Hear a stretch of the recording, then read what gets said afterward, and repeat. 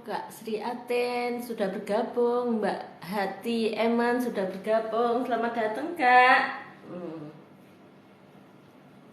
Kita mulai live malam ini nggih. Halo Kak M Sutrisno sudah bergabung. Selamat datang Kakak. Kak Happy juga sudah bergabung. Silahkan tap-tap layar teman-teman supaya lebih banyak lagi kawan-kawan kita yang bisa nimbrung gitu ya. Satu teman Anda sedang live. Oh, untuk live together gitu. Halo Kak Yeti Alia sudah bergabung. Selamat datang Kak. Kak Ami Underwear, Kung Uti sudah bergabung. Terima kasih Kakak. Monggo silahkan binarak dulu teman-teman. Sebentar lagi kita akan mulai live-nya. Saya buka catatan-catatan saya. Sebentar. Malam ini kita akan ngobrol. Halo Kak Ati Sta sudah bergabung. Kak Ami Underwear juga sudah bergabung. Selamat datang Kak di ngobrol bareng Jeng Yeye. Kak Mazulan selamat bergabung. Malam ini kita ngobrol tentang bisnis ya. Jadi kita mengenal apa itu segmen pasar atau untuk apa kita harus memahami segmen pasar kita gitu ya. Kak Sri Rezeki sudah bergabung. Selamat datang Kak. Silahkan duduk. Kak Miun selamat bergabung. Kita akan segera mulai live kita malam ini ya. Malam ini kita ngobrol-ngobrol ringan tentang segmen pasar ya Kak ya. Yang kemarin-kemarin kita sudah. Halo Kak JTS 25 selamat bergabung. Kak Cici Krisdiana selamat bergabung. Matur nuwun saudarawo di live saya. Kak Mamas juga sudah bergabung. Terima kasih teman-teman sudah bergabung di live saya. Semoga sharing kita senantiasa diberkati dan bermanfaat untuk saya dan teman-teman ya. Karena saya sharing di sini ini sama-sama dengan teman-teman kita sama-sama belajar. Jadi bukan berarti saya lebih hebat gitu, enggak teman-teman. Saya hanya mentransfer apa yang saya pelajari, pengalaman-pengalaman yang saya alami, dan semoga itu menjadi satu tambahan. Halo Kak El Farida selamat bergabung. Semoga menjadi tambahan informasi untuk kawan-kawan menjalankan bisnisnya itu lebih bagus dan lebih strategis lagi ya. Karena apapun jika kita memiliki satu rencana itu jauh lebih baik daripada kita tidak punya rencana sama sekali gitu ya. Lebih efektif. Halo Kak Desis 350 selamat bergabung Kak. Malam ini kita akan ngobrol tentang dunia bisnis ya. Dunia mencari duit gitu ya. Baiklah kita mulai. Bismillahirrahmanirrahim. Assalamualaikum warahmatullahi wabarakatuh. Salam sejahtera untuk kita semua. Selamat berjumpa kembali di ngobrol bareng Jeng Yeye. Terima kasih teman-teman yang sudah rawuh. Barokallah. Semoga kehadiran teman-teman ini membawa berkah untuk saya dan juga untuk teman-teman semua. Dan semoga perbincangan kita atau sharing pengetahuan dan pengalaman kita ini menjadikan pribadi kita menjadi lebih kaya ya, menambah kekayaan intelektual kita. Karena kadang kita tidak perlu jatuh dulu untuk menjadi lebih baik. Kita bisa belajar dari kejatuhan orang lain gitu ya. Kita bisa belajar dari pengalaman orang lain. Jadi sehingga nggak sampai terjatuh begitu teman-teman. Baiklah teman-teman, kita akan mengawali ya. Jadi pentingnya kita mengenal segmen pasar kita ya, tentu saja itu sangat banyak manfaatnya. Karena dengan kita mengenali segmen pasar kita, kita bisa mendesain produk kita sesuai dengan kebutuhan pasar teman-teman. Kalau kita mendesain produk begitu saja gitu ya, tanpa kita tahu pasar kita itu siapa atau kemampuan finansialnya itu berapa. Banyak effort yang akan terbuang karena akhirnya kita hanya coba-coba, oh yang begini nggak cocok, oh dicoba begini nggak cocok, oh begini nggak cocok. Di dalam bisnis, coba-coba itu iya pasti terjadi. Namun intensitasnya, halo Kak A, Kak John sudah bergabung, selamat datang Kak. Malam ini kita ngobrol bareng Jeng Yeye, hadir pun. Terima kasih Kak John hadirnya. Malam ini kita ngobrol bareng Jeng Yeye tentang ini bisnis ya, lebih ke strategi pemasaran. Menurut saya sebenarnya itu sangat ini kejauhan kameranya. Iya, lebih nyaman begini Kak, karena kalau terlalu dekat juga anak-anak kucing saya suka lari-lari. Oke. Tapi teman-teman cukup jelas kok ya suaranya, karena saya sudah menggunakan mikrofon. Jadi meskipun agak jauh gitu, saya rasa karena ada misinya Kak. Jadi misinya itu ini produk saya bisa ikut tampil gitu ya teman-teman. Jadi halo Kak Aisyah sudah bergabung. Terima kasih Kak Aisyah sudah bergabung di ngobrol bareng Jeng Yeye. Kita belajar bersama tentang bisnis ya Kak. Jadi teman-teman, kita tidak menunggu badannya tegap. Terima kasih sudah mulai latihan ini Kak. Kita belajar bersama teman-teman bagaimana kita mengenali segmen pasar kita gitu ya. Kenapa sih kita harus mengenali segmen pasar kita? Pertama, itu untuk menajamkan tracer pasar kita itu mau kemana gitu ya teman-teman. Kak Armada selamat bergabung. Monggo Pinara Kak, kita ngobrol tentang sekelumit strategi bisnis ya yang kita cari dari segmen pasar gitu. Kak Uraisop selamat bergabung. Monggo silahkan Pinara teman-teman. Jadi kita untuk menghemat cost juga, untuk menghemat cost promosi ya, itu kita harus mengenali segmen pasar kita di mana atau siapa gitu ya teman-teman. Apa sih segmen pasar? Segmen pasar adalah target market. Jadi mau kemana kita menjual atau mau kepada siapa kita menjual produk ini supaya serapannya itu bagus gitu ya teman-teman. Kita ya makasih Kak John. Kita teman-teman bisa mencoba-coba gitu ya, dan memang meskipun kita menjual atau memasarkan melalui pendekatan segmen pasar, itu pun tentu melalui experience ya teman-teman. Jadi di dalam bisnis atau di dalam apapun itu semuanya butuh proses untuk mendapatkan. Halo Kak NDA selamat bergabung. Terima kasih Kak. Kak Utari juga sudah bergabung. Terima kasih Kak NDA sudah tap-tap layar saya. Saya itu jadi semangat gitu ya kalau ada lope-lope yang berterbangan di di layar saya ya teman-teman. Barakallah ya Kak, semoga sehat, sukses selalu buat Kakak. Jadi begitu ya teman-teman. Penting sekali kita mengenali segmen pasar kita, apalagi kalau kita ya. Jadi memulai bisnis itu ada dua titik teman-teman. Titik pertama, kita sudah punya produk.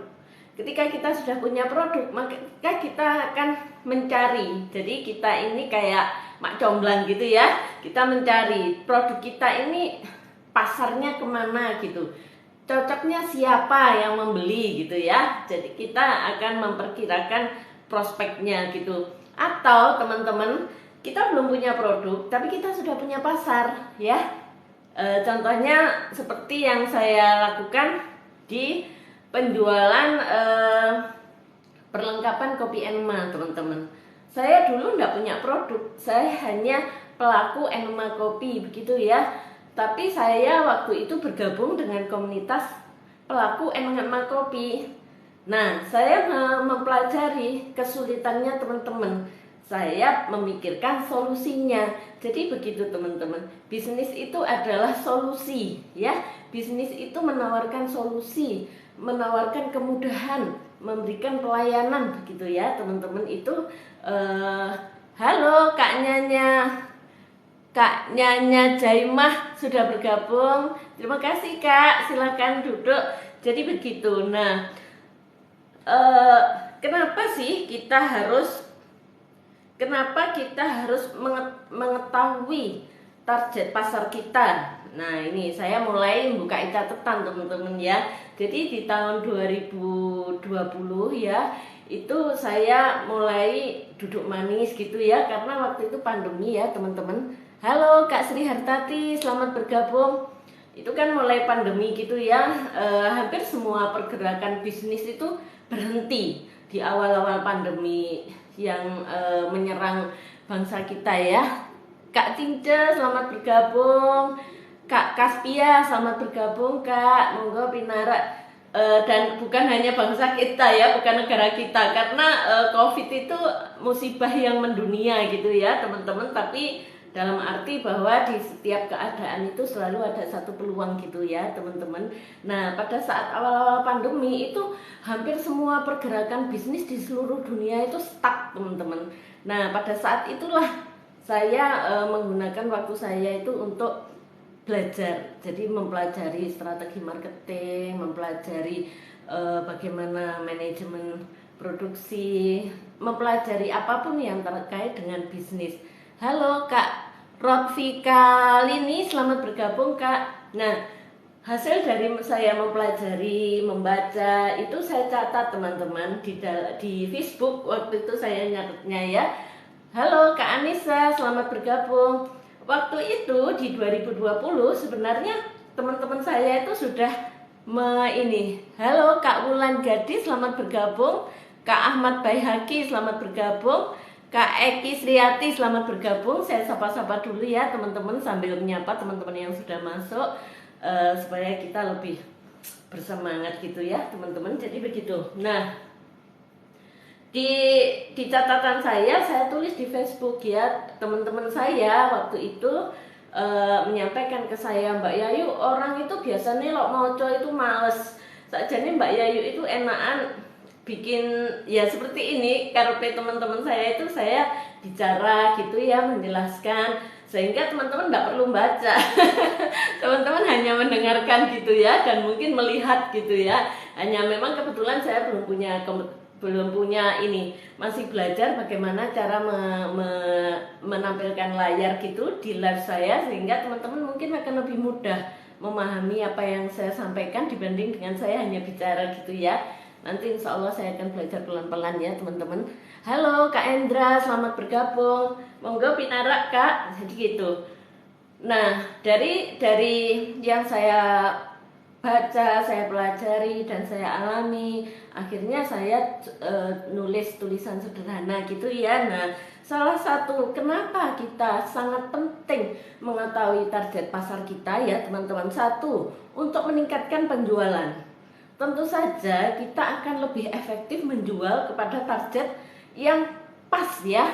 Halo Mbak Aini, selamat bergabung. Nah, beliau senior saya ini Mbak Aini. Teman-teman kalau mau follow Mbak Aini, silakan. Beliau adalah salah satu ketua komunitas crafter di Sidoarjo. Jadi beliau ini ngajar di beberapa tempat gitu ya untuk kreativitas. Nah, kalau teman-teman misalnya nih mau bisnis apa gitu ya, tapi punya passion di kreativitas atau di craft atau monggo bisa diskusi dengan Bu Aini nih ya. Beliau welcome, ramah, dan memang punya kepedulian terhadap sesama itu tinggi teman-teman ya. Nggak pelit ilmu Bu Aini ini, cantik orangnya. Gitu. Jadi teman-teman, ketika kita menjual gitu ya, gerambiang gitu saja, dengan kita menjual pada pasar yang pas, tentu tingkat penjualan kita akan lebih tinggi ketika pasarnya pas gitu ya. Andaikan gini, paling ekstrim perlengkapan enema kopi teman-teman ya. Misalnya saya mempresentasikan produk Enema Kopi di komunitas pelaku Enema Kopi atau di komunitas PKK di rumah saya gitu ya. Yang di PKK itu enggak ada yang mengenal Enema Kopi gitu ya. Tentu saja penjualannya akan lebih banyak yang di komunitas Enema Kopi karena mereka melakukan, mereka butuh gitu ya, dan mereka memahami gitu. Halo Mbak Ani, wah ini Mbak Ani sudah rawuh, Bu Siti Halimah, Mbak Indah Aprilia, monggo selamat datang. Assalamualaikum Mbakku, kok pas enema saya. Wah, waalaikumsalam Mbak cantik, subhanallah. Nggak apa-apa Mbak Ani pas enema. Nah Mbak Ani dan saya ini memang pelaku Enema Kopi. Nanti kapan-kapan saya akan diskusi sharing ya, apa sih Enema Kopi, kok Mbak Yayu like ngomong Enema Kopi sama teman-temannya kok heboh gitu ya. Enema Kopi adalah satu metode yang sangat efektif teman-teman, untuk seperti saya tadi ya, saya itu tadi mau live itu mood saya itu agak sedikit terganggu gitu teman-teman, karena memang kalau minggu itu saya cukup capek ya, aktivitas di luarnya itu agak banyak gitu. Terus istirahatnya itu baru bisa rest paling jam 1-an gitu ya teman-teman. Jadi saya enema kopi dulu tadi sebelum live, habis sholat maghrib saya enema, baru saya live gitu teman-teman. Nah saya perkenalkan ya teman-teman, Mbak Ani ini adalah salah satu sahabat saya di pelaku Enema Kopi. Kemudian beliau ini adalah owner dari Awinvio Jelly Pudding Art teman-teman. Beliau melayani pesanan perpudingan ya, itu dari area Gresik, Surabaya, Sidoarjo, welcome. Dan beliau membuka reseller. Jadi kalau teman-teman misalnya ya ingin bisnis puding tapi belum bisa bikin gitu. Halo, hayo selamat datang Kak Hayo Kepo, Kak Hamama, Kak User 8415. Silahkan pinarak nggih, kita ngobrol bareng Jeng Yeye. Temanya hari ini mengenal segmen pasar. Halo Kak Abang Iyo, selamat datang. Jadi teman-teman bisa menghubungi Mbak Ani, karena Mbak Ani ini bersedia bekerja sama untuk kalau teman-teman pengen reseller gitu ya, belum bisa bikin puding Mbak Ani tapi saya dapat pesanan puding up gitu, hubungi aja Mbak Ani, follow akunnya teman-teman. Dan Mbak Ani ini punya satu komunitas yang mengajari siapapun yang mau belajar bisa membuat puding art, sehingga teman-teman mungkin awalnya reseller, lama-lama nanti teman-teman bisa jual sendiri. Dan beliau ndak worry bahwa ada pesaing gitu. Mbak Ani itu ndak worry, karena Mbak Ani dan saya punya pemahaman yang sama bahwa rezeki itu ndak pernah salah. Rezekinya orang lain itu nggak mempengaruhi kita, nggak akan mengurangi kita. Itu sebabnya Mbak Ani dan saya dan teman-teman itu seneng kalau berbagi pengetahuan ya. Halo Kak Eri, Kak Zea Kacamata, Kak Bapem Emplegan, Kak Reino, Kak Hatijah, selamat datang ya Kak. Monggo pinara kita ngobrol nih tentang bisnis ya. Jadi begitu teman-teman, monggo silahkan di follow Mbak Ani, karena Mbak Ani sangat welcome untuk sharing ilmu dan apapun vibes only, positif vibes only ya teman-teman, apapun itu. Halo Kak Patnia, Kak Nani, Kak Wiono, selamat datang Kak. Monggo pinarak dulu. Baiklah, saya ulangi lagi ya teman-teman. Ya, ini teman-teman sudah banyak yang bergabung. Terima kasih teman-teman bisa bantu tap-tap layar supaya banyak teman-teman kita yang bergabung di ngobrol bareng kita ini. Semakin banyak yang mendapatkan manfaat dari perbincangan kita, insya Allah keberkahan kita akan semakin luas dari Allah Subhanahu wa Ta'ala ya teman-teman. Itu yang sangat saya harapkan. Halo Kak Takwa dan Cinta, selamat bergabung. Kak Herlina, selamat bergabung.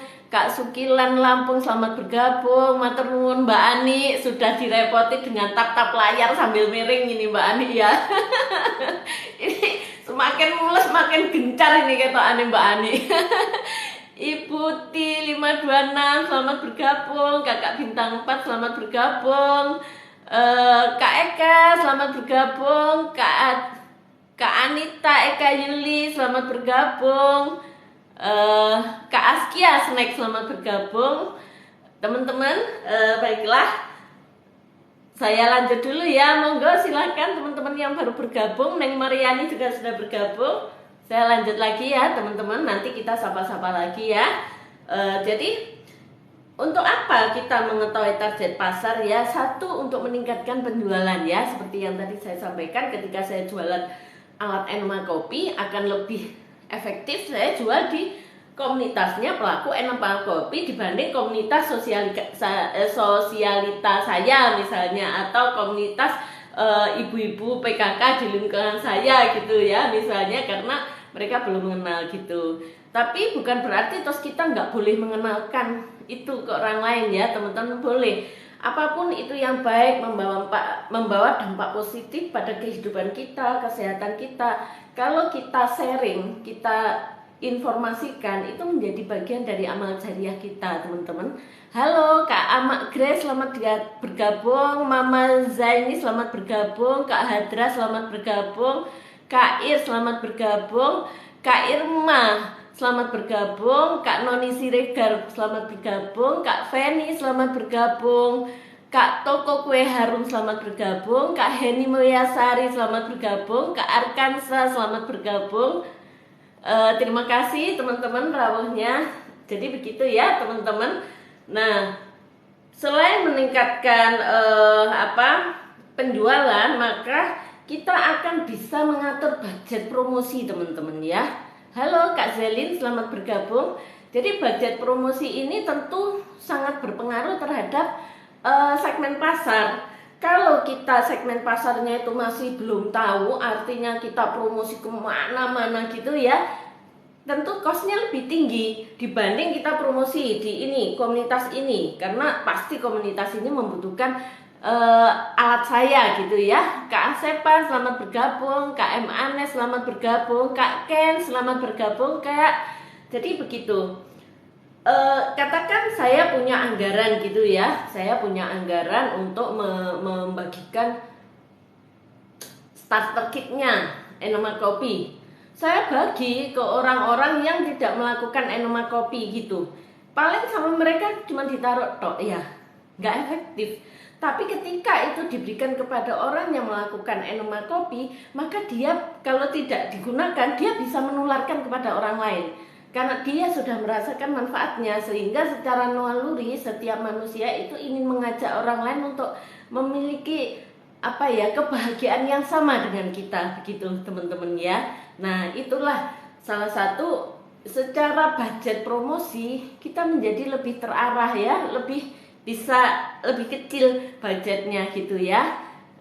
Kak Tame, selamat bergabung. Kak NDA, terima kasih sudah tap-tap layar saya. Kak Anissa, Hatia, selamat bergabung Kak. Nah, itu yang kedua, untuk mengetahui berapa budget untuk promosi kita gitu ya teman-teman.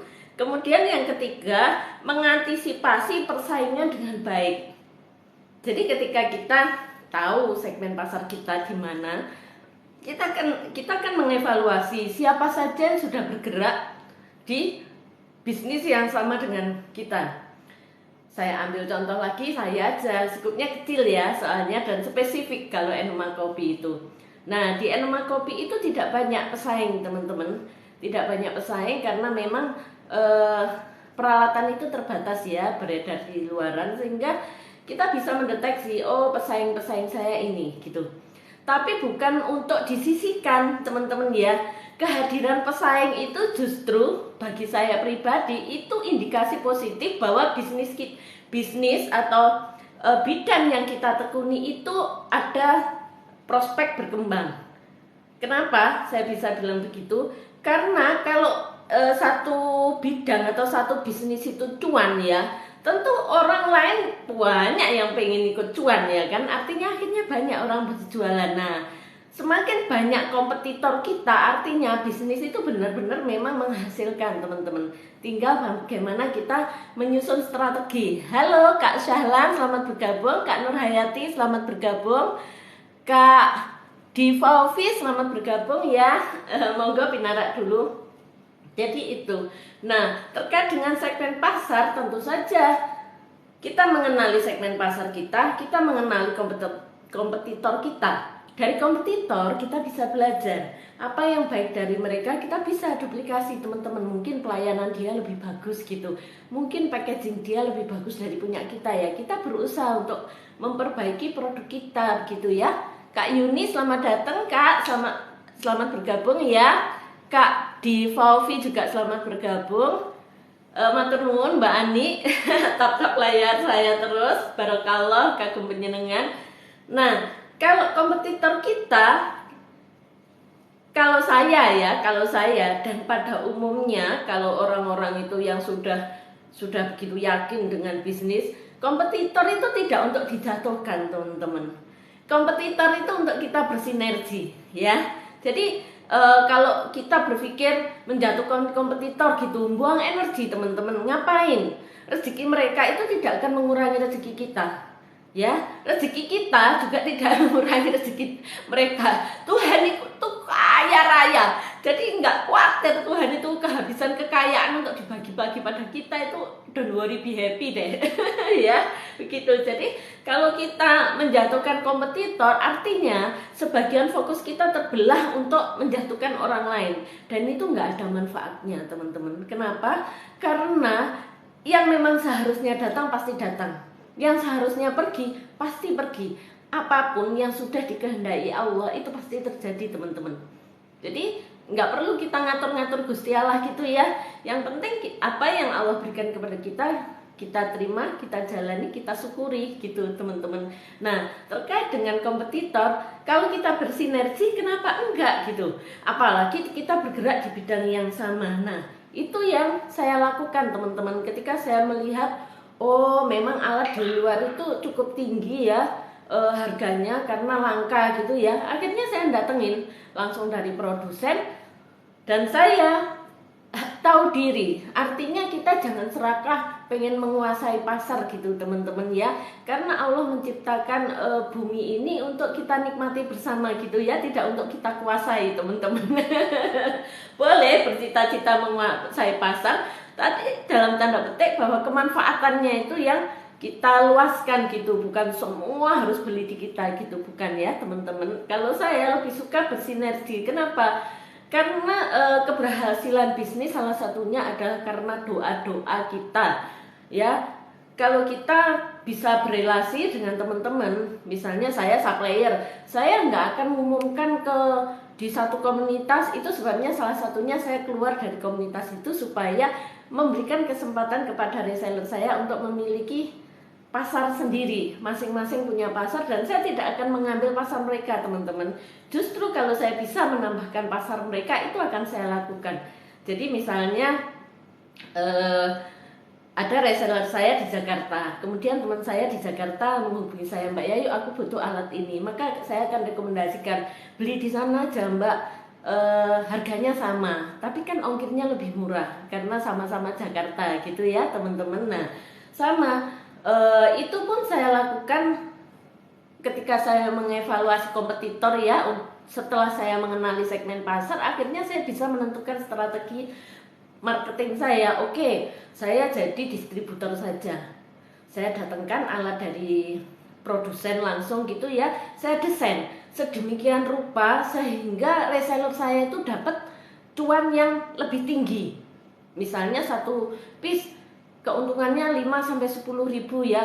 Jual 10 piece aja dia sudah untungnya 100 ribu ya. Kemudian saya desain lagi, oke, ongkirnya saya freekan, artinya mereka mendapatkan keuntungan itu, ya kan? Masih saya pikirkan lagi, ya apa caranya teman-teman ini semangat. Saya beri bonus. Kenapa? Setiap produk ada kemungkinan itu cacat produk ya teman-teman. Nah bonus yang saya berikan itu untuk spare ketika reseller saya mendapatkan keluhan dari konsumennya, mereka bisa langsung memberikan produk dari bonus saya itu. Meskipun kalau teman-teman reseller itu komplain ke saya, Mbak Yayu ini kok nggak bisa jalan ya, saya bilang kembalikan saja ke saya, nanti saya ganti produk baru di order berikutnya gitu teman-teman. Jadi satu hal yang prinsip bagi saya, jangan sampai rekan bisnis saya itu rugi gitu teman-teman ya. tetap dalam evaluasi, tetapi sebisa mungkin mereka itu hanya mendapatkan keuntungan dan tidak repot dengan pemasarannya. Saya ini kan gitu ya, produk saya share gitu, dan karena teman-teman reseller saya menjual sama dengan harga saya, sehingga orang-orang di sekitar mereka akan berpikir beli ndek ini karena lebih dekat, regane yo podo ambi Mbak Yayu gitu teman-teman ya. Nah, itu salah satu manfaat ketika kita mengenali segmen pasar kita, maka kita bisa mengetahui kompetitor kita siapa, dan kita bisa memikirkan satu cara bagaimana kita bisa bersinergi dengan kompetitor kita, teman-teman. Jadi kalau ada satu kompetitor muncul gitu, jangan khawatir teman-teman. Saya pernah mengalami gitu ya, suatu ketika muncul kompetitor saya di sama-sama produknya import gitu ya. Ya, saya bersyukur alhamdulillah. Kalau ada orang lain punya keberanian import produk itu, artinya memang alat ini sangat dibutuhkan oleh teman-teman. Saya berpikirnya apa? Oh, dia kan import paketnya ya kan.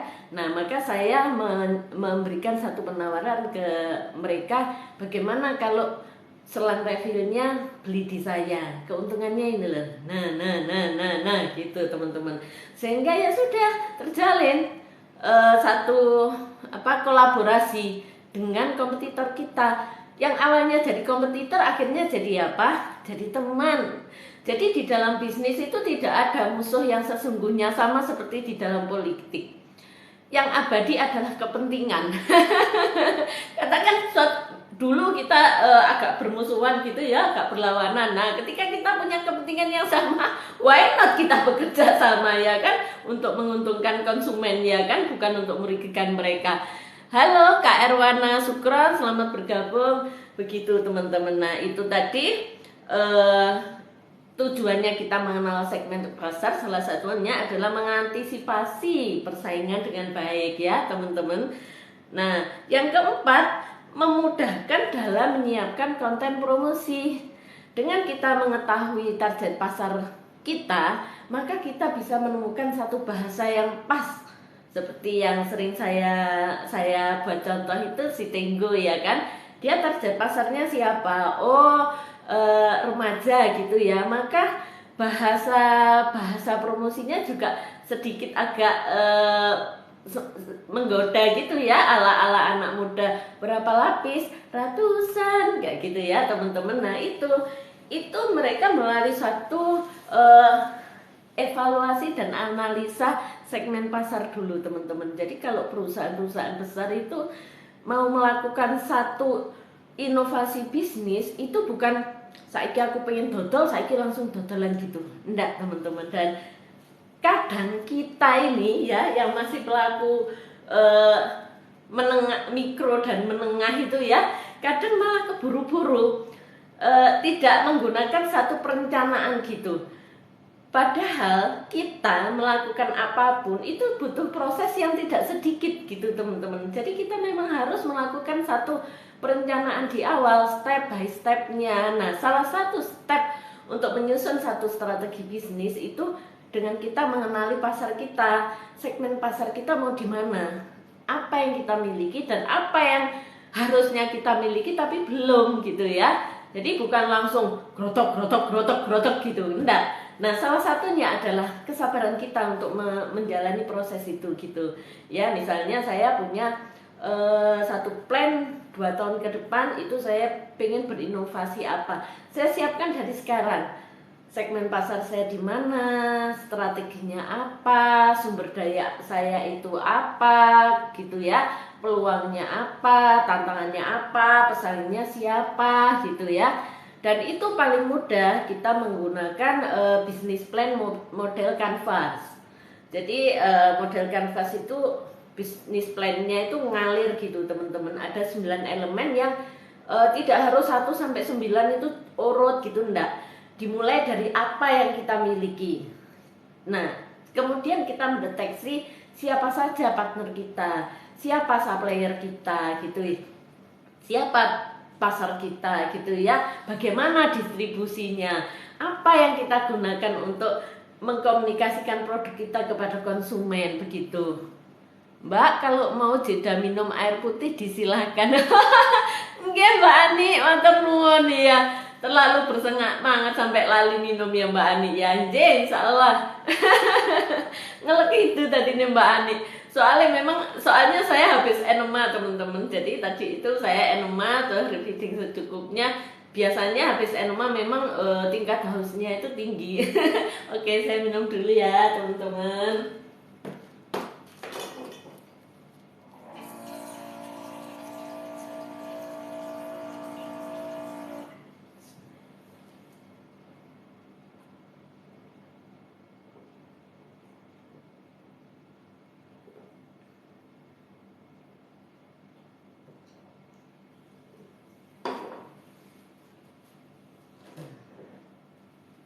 Nah, itu tadi tujuan mengenal segmen pasar kita adalah untuk memudahkan dalam menyiapkan konten promosi ya teman-teman. Kalau saya jadi begini, promosi itu tidak selalu kita menayangkan iklan ya teman-teman.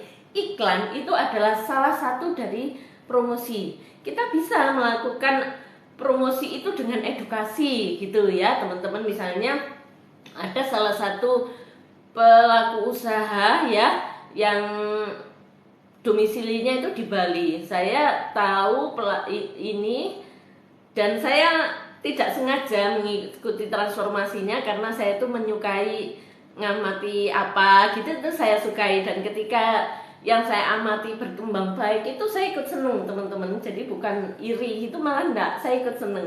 Saya bersyukur mudah-mudahan suatu ketika saya bisa mencontoh keberhasilan dengan cara saya sendiri gitu ya. Jadi kita boleh mencontoh orang lain, tapi dengan kepribadian kita teman-teman. Jangan menggunakan kepribadian orang lain, nanti agak menjadi tidak orisinil, itu agak berat gitu ya. Dia melakukan satu promosi dengan cara membuka kelas-kelas pemberdayaan diri. Nah, di dalam penjualan kelas-kelasnya itu dia selipkan produknya. Jadi terkesannya bahwa produk itu seperti menjadi bonus, karena seolah-olah yang dijual adalah kelasnya. Padahal secara hitung-hitungan tentu saja kelasnya ini tidak terlalu membutuhkan effort dibandingkan dengan produknya. Produk kan membutuhkan ada cost produksi gitu ya. Kalau kelas kan, halo Kak Dimas Sinar Yuliando, selamat datang Kak. Kak Dimas ini rawuh kesekian kalinya ya Kak. Matur nuwun sudah rawuh kembali. Semoga manfaat ya Kak. Jadi begitu teman-teman. Nah, itu adalah promosi yang efektif teman-teman. Karena ada satu sharing dari pengetahuannya si owner itu tentang pemberdayaan diri, tentang kesehatan, dan dia membuat kelas, kemudian menjual produknya. Menurut saya oke, itu fair. Jadi bukan pura-pura enggak kelas terus jual produk, enggak. Itu memang produk yang dia jual dengan satu desain harga yang dibuat sedemikian rupa ya, untuk meningkatkan pendapatannya, penjualannya maksud saya gitu. Dan dia membangun brand awareness sebenarnya. Dengan mengikuti kelas-kelas itu ya, customernya dia menjadi tersaring. Yang namanya customer teman-teman itu tumbuh dan tumbang gitu ya. Tumbuh, kalau bisa ya tumbang 1 tumbuh 1000 gitu ya. Tapi saya belum menemui customer yang misalnya awal 100 gitu ya, terus dengan orang yang sama 100 gitu. Enggak teman-teman, di dalam bisnis itu dinamis ya. Bisnis itu sangat dinamis dan kita harus selalu optimis. Itu yang menyebabkan salah satunya saya mempunyai moto bisnis as fun, karena bisnis itu dinamis, dan dari dinamikanya itulah yang menantang kita untuk selalu bertambah, menambah pengetahuan kita, mempelajari apa, dan yang tentu yang pasti menambah ketaatan kita kepada Tuhan. Tauhid kita semakin meningkat gitu ya. Halo Kak Sila OS sudah bergabung, selamat datang Kak, semoga manfaat ya. Jadi begitu ya teman-teman, dan itu boleh, karena yang namanya promosi tidak selalu iklan teman-teman ya. kalau kita sudah mengenali segmen pasar kita, maka kita bisa menentukan kita mau promosi iklan kah, kita mau promosi dalam bentuk yang seperti tadi bundling gitu ya. Jadi beli satu harga pembelian kedua itu lebih murah, itu boleh teman-teman. Atau kalau saya cost promosi saya itu masuk kepada hadiah-hadiah kepada teman-teman customer saya gitu teman-teman. Itu sebagai bentuk saya apresiasi saya atas kepercayaan mereka terhadap produk kami, atas kepercayaan mereka terhadap pelayanan kami gitu. Nah itu masuknya ke cost promosi teman-teman. Jadi kalau kita mengenali segmen pasar kita, maka itu akan lebih efektif. Karena dengan kita memperhatikan customer, brand awareness-nya terbangun ya, mereka aware terhadap produk kita, dan loyalitas customer juga terbangun teman-teman. Seringkali customer yang puas dengan pelayanan dan produk kita, mereka akan merekomendasikan kita kepada teman-temannya, dan itu sangat efektif gitu ya. Halo Kak Jali, selamat bergabung Kak. Monggo Pinara, kita ngobrol bareng Jeng Yeye malam ini. Topiknya mengenal target market kita gitu ya. Jadi kita harus tahu segmen pasar kita. Kemudian yang kelima, nah ini membangun komunikasi dengan pelanggan teman-teman. Sangat penting bagi saya membangun komunikasi dengan pelanggan. Jadi saya berusaha sebisa mungkin itu harmonis gitu dengan pelanggan-pelanggan saya, karena ya mereka adalah aset kita gitu. Bukan hanya mereka yang butuh kita butuh mereka. Kelangsungan bisnis kita itu ya karena adanya transaksi dari para konsumen, para customer gitu ya teman-teman, sehingga sangat penting. Nah kalau kita mau menjalin hubungan gitu ya, tentu kan kita nggak mungkin menjalin hubungan dengan sembarang orang gitu ya kan. Demikian dengan bisnis. Kita mau menjalin hubungan ya tentu kita harus tahu dulu kita mau menjalin hubungan sama siapa gitu ya kan. Nah, halo Kak Rini Kak Rini Sufi 4147, selamat bergabung Kak. Monggo Pinara gitu ya. Jadi untuk menjalin komunikasi maka kita harus tahu segmen pasar kita di mana, sehingga kita bisa menjalin komunikasi gitu ya teman-teman. Misalnya saya jual produk yang mengandung gula gitu ya, yang gulanya tinggi. Saya komunikasikan dengan konsumen yang memiliki riwayat diabetes. Nah, kan nggak matching gitu ya teman-teman. Tapi kalau kita produknya seperti banana crunchy saya ini, dia tidak mengandung gula pasir, dia ada manis, itu gula dari buah ya, jadi manisnya itu dari buah. Maka saya bisa komunikasikan kepada konsumen saya bahwa banana crunchy ini tidak mengandung pemanis buatan, tidak ada tambahan gula. Rasa manisnya dia murni dari pisang yang sudah matang diproses sehingga madunya pisang itu bisa keluar dan menjadi taste manis di dalam produk saya gitu. Nah, itu tidak membahayakan bagi konsumen yang memiliki riwayat diabetes.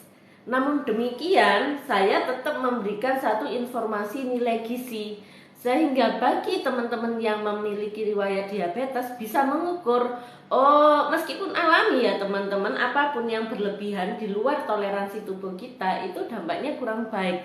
Halo Kak Umi Naufal, selamat bergabung. Kak Johan Nusa Buang, selamat bergabung. Monggo Pinara Kak. Jadi begitu, dengan informasi nilai gizi dalam produk saya, konsumen akhirnya tahu, oh aku lek ngono maem ini ya sebungkus yang kecil aja, atau aku lek misalnya maem beli yang toples berarti nggak boleh sandekan entek gitu ya.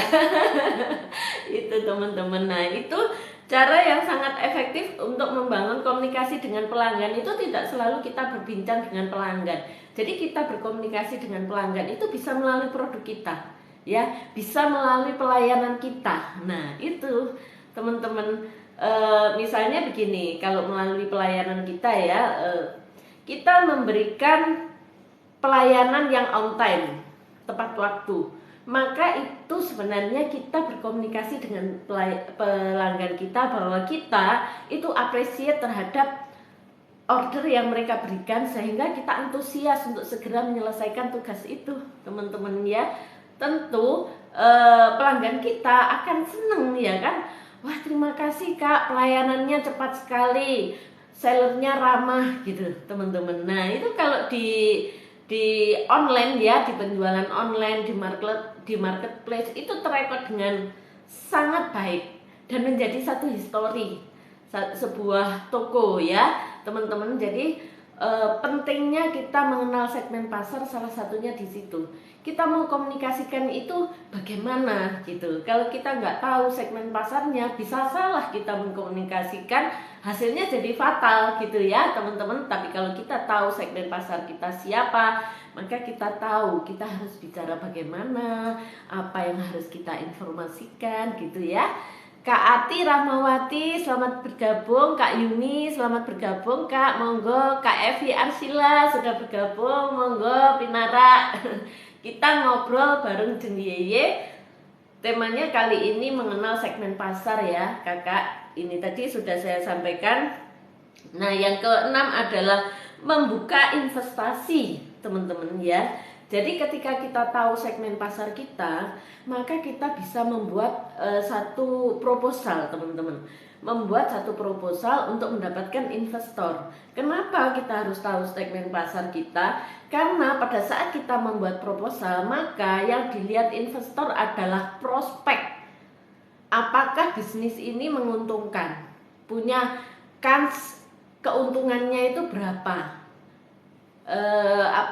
BEP-nya itu seberapa lama? Berapa lama dia bisa balik modal? Itu bisa dihitung dari positifnya segmen pasarnya dia. Kalau dia tahu segmen pasarnya sekian, maka dia tahu pertumbuhan penjualannya sekian setiap bulan atau sekian setiap tahun. Maka investor bisa membayangkan, oh kalau aku investasi sekian, maka pertumbuhan perusahaan ini bisa nambah sekian gitu ya.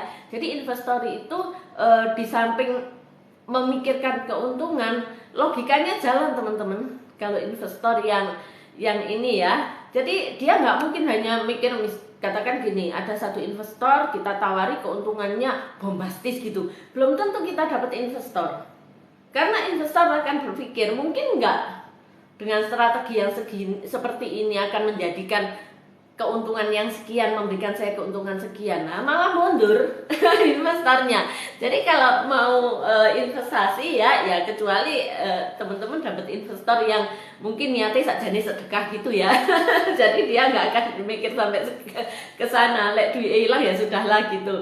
Tapi mayoritas investor akan melihat proses kita. Bagaimana kita menjalankan bisnis, bagaimana perencanaannya, bagaimana kita bisa membidik pasarnya, kemungkinannya seperti apa, pertumbuhannya, ekonominya seperti apa, sehingga berapa keuntungan atau dividen yang bisa diberikan kepada si investor. Begitu ya teman-teman. Itu sangat penting kita mengetahui segmen pasar kita, karena untuk mengevaluasi kemungkinan prospek pertumbuhan bisnis itu sendiri ya teman-teman. Kemudian bagaimana caranya kita menentukan target market itu Mbak gitu. Setelah kita mengenali pasarnya, maka kita kemudian berpikir iya ya apa ya caranya menentukan target market. Nah ada beberapa cara ya teman-teman untuk menentukan target pasar dengan tepat. Jadi satu, memulai dengan asumsi gitu ya teman-teman. Misalnya gini, seorang pengusaha busana ya, ketika dia membuat satu, halo Kak Evi selamat datang, Kak Evi Arsila selamat datang, Kak Bayan juga selamat datang. Monggo Pinara kita ngobrol bareng dengan Jeng Yeye tentang strategi marketing mengenal segmen pasar gitu ya teman-teman. Nah kalau tujuannya tadi sudah saya sampaikan di muka. Nah ini bagaimana caranya gitu untuk menentukan target pasar ya teman-teman. Jadi yang pertama itu kita bisa memulai dengan asumsi. Misalnya gini, seorang pengusaha fashion dia target pasarnya itu misalnya anak muda gitu ya, maka dia mengasumsikan anak-anak muda sekarang itu kiblat fashionnya kemana, ke Korean style misalnya gitu ya, diasumsikan Korean style dengan harga berapa, daya daya belinya yang namanya anak-anak muda tentu berbeda dengan orang-orang yang sudah memiliki profesi ya daya belinya. Halo Kak Adpa, Kak Mel Jasi, selamat bergabung Kak. Monggo pinarak Kak, kita ngobrol bareng dengan Yeye ya gitu. Kak Surya sudah bergabung juga, matur nuwun rawuhnya teman-teman, barakallah, semoga sharing kita manfaat ya.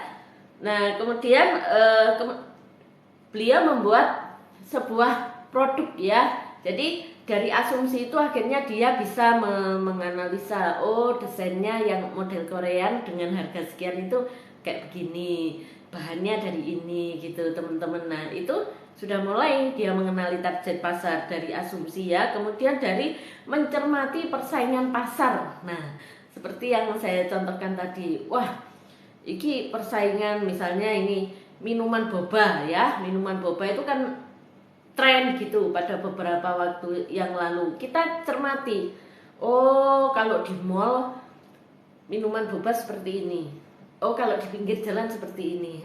Kita ambil terobosannya diantaranya kualitas mall tapi harganya terjangkau untuk di pinggir jalan gitu misalnya. Atau kita melihat, oh yang beredar ya bobanya itu nggarai keselak gitu misalnya ya, maka kita bikin satu terobosan.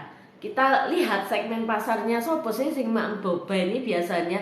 Oh ternyata biasanya tuh anak-anak. Nah kalau dia keselak kan bahaya. Akhirnya kita rubah boba yang umumnya itu dari apa yang kenyal gitu ya, kita pakai bobanya dari agar-agar sehingga tidak membahayakan anak-anak yang mengkonsumsi, karena segmen pasarnya adalah remaja dan anak-anak gitu ya teman-teman. Kak Heni selamat bergabung Kak, monggo pinara. Nah itu jadi kita bisa mengenali segmen pasar kita dari mencermati persaingan pasar ya. Saya ambil tadi kalau di pasaran yang beredar itu bobanya pakai yang kenyal itu, maka saya ambil segmen pasarku ada di middle low gitu ya, ada di middle low bukan middle up. Karena itu saya tidak masuk ke mall, saya masuknya ke CFD, Shopee, atau marketplace food gitu ya teman-teman itu. Halo Kak Astuti Zara, selamat bergabung. Nah itu kita bisa menentukan segmen pasar dari persaingan. Lek kono wis bek misalnya, ya jangan ambil yang bek. Memang persaingan di tempat yang banyak itu kelihatannya wah sedang booming gitu ya. Justru di situ persaingannya akan semakin ketat teman-teman, karena sedang cuan banyak orang ke sana. Maka kita harus mencari satu terobosan yang sedikit berbeda. Nah itu di bisnis kita harus punya keunikan gitu, punya ciri khas teman-teman. Nah itu salah satu cara kita membranding usaha kita. Jadi branding produknya itu dari situ, dari keunikan produk itu kita kenalkan keunggulannya. Seperti yang saya sampaikan tadi, Bang Jack selamat bergabung, selamat datang, monggo pinara. Seperti yang saya sampaikan tadi, maka kami mengkomunikasikan kepada konsumen dan customer kami bahwa ini boba kita aman, tidak menyebabkan keselak karena bahannya itu dari agar-agar gitu teman-teman. Jadi kan pecah kalau agar-agar ya, beda dengan yang kenyal-kenyal itu kan susah. Halo Kak Jaya, selamat bergabung. Kemudian dari situ kita juga bisa mendesain segmen pasar keduanya. Jadi kalau segmen pasar itu teman-teman tidak selalu bahwa itu adalah sebagai end user atau retail. Kita bisa mengenali segmen pasar sebagai grosir atau reseller ya. Nah kita harus tahu ini bisa kalau ke reseller bagaimana, kalau ke end user bagaimana gitu ya. Halo Kak Rika, selamat bergabung, matur nuwun rawuhnya. Jadi begitu teman-teman. Nah ketika saya ke end user menyampaikan itu tadi ya, dengan melihat persaingan pasar kan, kalau yang lain keselak punya saya enggak gitu ya. Kemudian ke reseller kita berikan satu penawaran. Kalau pakai jelly yang kenyal-kenyal itu dia hanya sekali pakai, artinya kalau nggak habis dia buang, nggak bisa disimpan di kulkas untuk besok gitu, nggak bisa, akan menjadi keras karena bahannya itu dari apa ya, mungkin tepung beras atau tepung kanji gitu ya. Kalau kena dingin dia jadi atos gitu. Maka saya menggunakan yang dari apa itu, agar-agar. Kalau nggak habis nggak buang, bisa disimpan di dalam kulkas gitu teman-teman. Nah itu salah satunya keuntungan ketika kita mengenali segmen pasar kita ya. Jadi kita bisa memenangkan persaingan tanpa harus menumbangkan gitu ya. Kita naik tanpa harus merendahkan gitu ya teman-teman. Kita bersinar tanpa meredupkan orang lain. Kemudian yang ke sampai di mana ya kita tadi teman-teman, mencermati persaingan pasar, kemudian berkomunikasi dengan pelanggan ya, seperti yang barusan saya contohkan ternyata. Itu ada catatan, dengan berkomunikasi dengan pelanggan kita bisa menemukan segmen pasar kita. Caranya survei teman-teman, survei. Itu juga saya lakukan. Jadi sebelum saya memulai bisnis yang es buah populer ya teman-teman, dulunya kan saya adalah food supplier di kafe-kafe. Yang saya supply salah satunya adalah powder drink, frozen food dan kentang yang sudah siap pakai itu ya. Jadi kentang ya produk frozen juga teman-teman ya, seperti yang di franchise itu. Nah ketika pandemi, bisnis saya ini tiarap karena semua kafe hampir tutup semua. Kalaupun ada itu penjualannya nggak signifikan teman-teman ya. Akhirnya saya diam. Saya fokus ke usaha saya yang satunya, yang alat kesehatan ini yang saya kembangkan. Halo Kak Lukma, selamat bergabung. Kak Rita Tutu, selamat bergabung. Mari Kak, kita ngobrol bareng Jeng Yeye tentang strategi marketing hari ini ya. Temanya mengenal segmen pasar. Nah kemudian setelah pandemi berlalu, saya pelajari lagi pasar ini peluangnya sudah kecil teman-teman, sehingga saya mengalihkan metode pemasaran saya dengan cara ke retail. Jadi kita jual bukan supply powder drink lagi, tapi kita jual sudah dalam bentuk siap minum gitu ya, tapi dengan strategi baru. Jadi ada retail, ada yang reseller gitu teman-teman. Nah sebelum saya menentukan saya mau kan powder drink itu banyak variannya ya teman-teman. Sebelum saya menentukan nanti kita jual itu varian apa aja, saya gunakan Google Form teman-teman untuk survei pasar. Sebentar saya minum ya. Monggo selamat datang yang baru rawuh. Kak Jeki Cendra, Kak Pungki, silakan duduk teman-teman. Bisa minum dulu, saya juga mau minum biar gak keselak. Bismillah.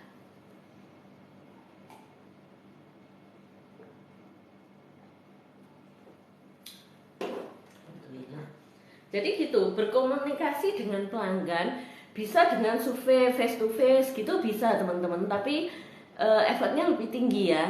Nah kalau saya menggunakan Google Form.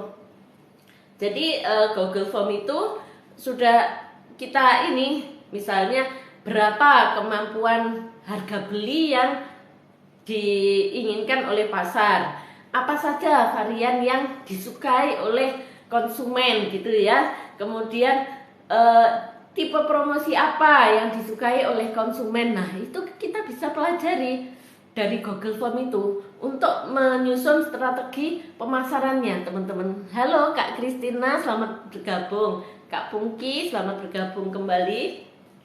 Jadi begitu, akhirnya setelah saya melakukan satu komunikasi dengan pelanggan melalui survei Google Form tadi ya, saya bisa menentukan, oh ternyata 5 varian tertinggi yang disukai pada waktu itu adalah coklat, kemudian Oreo, kemudian taro, vanilla gitu, karamel gitu teman-teman. Jadi pertama saya hanya menjual 5 varian teratas ini.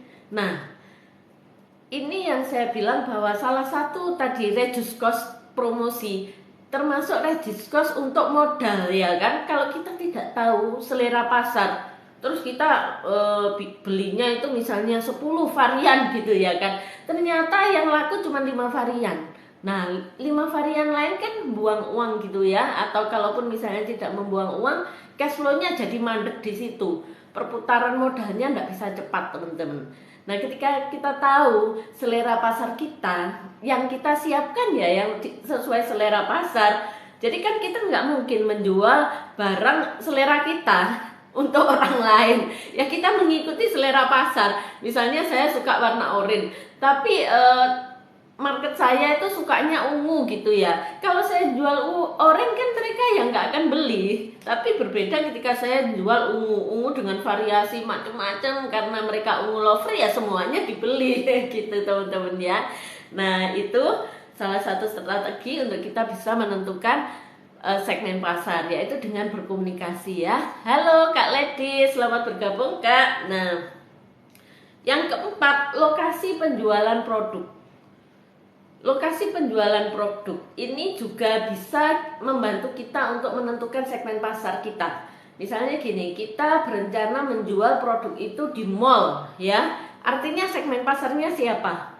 Segmen pasarnya adalah orang dewasa dan remaja mungkin, tapi anak-anak enggak. Karena anak-anak ke mall tentu dengan orang tuanya atau dengan orang yang lebih tua gitu ya teman-teman. Nah, kita mendesain promosinya, harganya, produk yang kita jual sesuai dengan pasar kita. Kalau kita jual minumannya itu di TK gitu ya, di kantin SD lah, katakan kantin SD dan TK. Halo Kak Daily Fashion sudah bergabung, monggo Pinara. Nah, maka kita akan mendesain kemasannya yang bagus, misalnya yang unyu-unyu lucu gitu, sehingga anak-anak tertarik untuk membeli ya. Nah, jadi tempat itu bisa membantu kita menentukan segmen pasar teman-teman ya. Oke, itu adalah strategi yang keempat, bagaimana cara kita menentukan, mengetahui segmen pasar kita di mana gitu ya. Nanti masih ada lagi yang strategi yang lebih spesifik. Nah, kemudian ini yang kelima adalah demografi dari calon pembeli produk kita, teman-teman ya. Demografi ini sangat variatif, teman-teman ya. Segmen demografi ini melihat dari beberapa aspek. Jadi misalnya seperti jenis kelamin, usianya dia, pendidikannya, pekerjaannya. Nah, itu kita bisa menentukan segmen pasar itu di situ. Misalnya kita mau jual baju yang formal ya, baju formal, maka segmen pasar kita siapa? Orang-orang yang punya profesi, bukan anak-anak muda yang seperti tadi saya ceritakan ya teman-teman. Nah, dari situ kita tahu, oh kalau misalnya orang di dataran tinggi itu kan dingin gitu ya.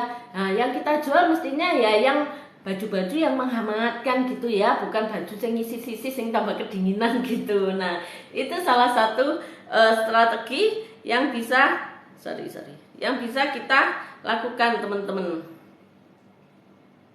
Nah, kita sekarang masuk ke identifikasi karakteristik demografi.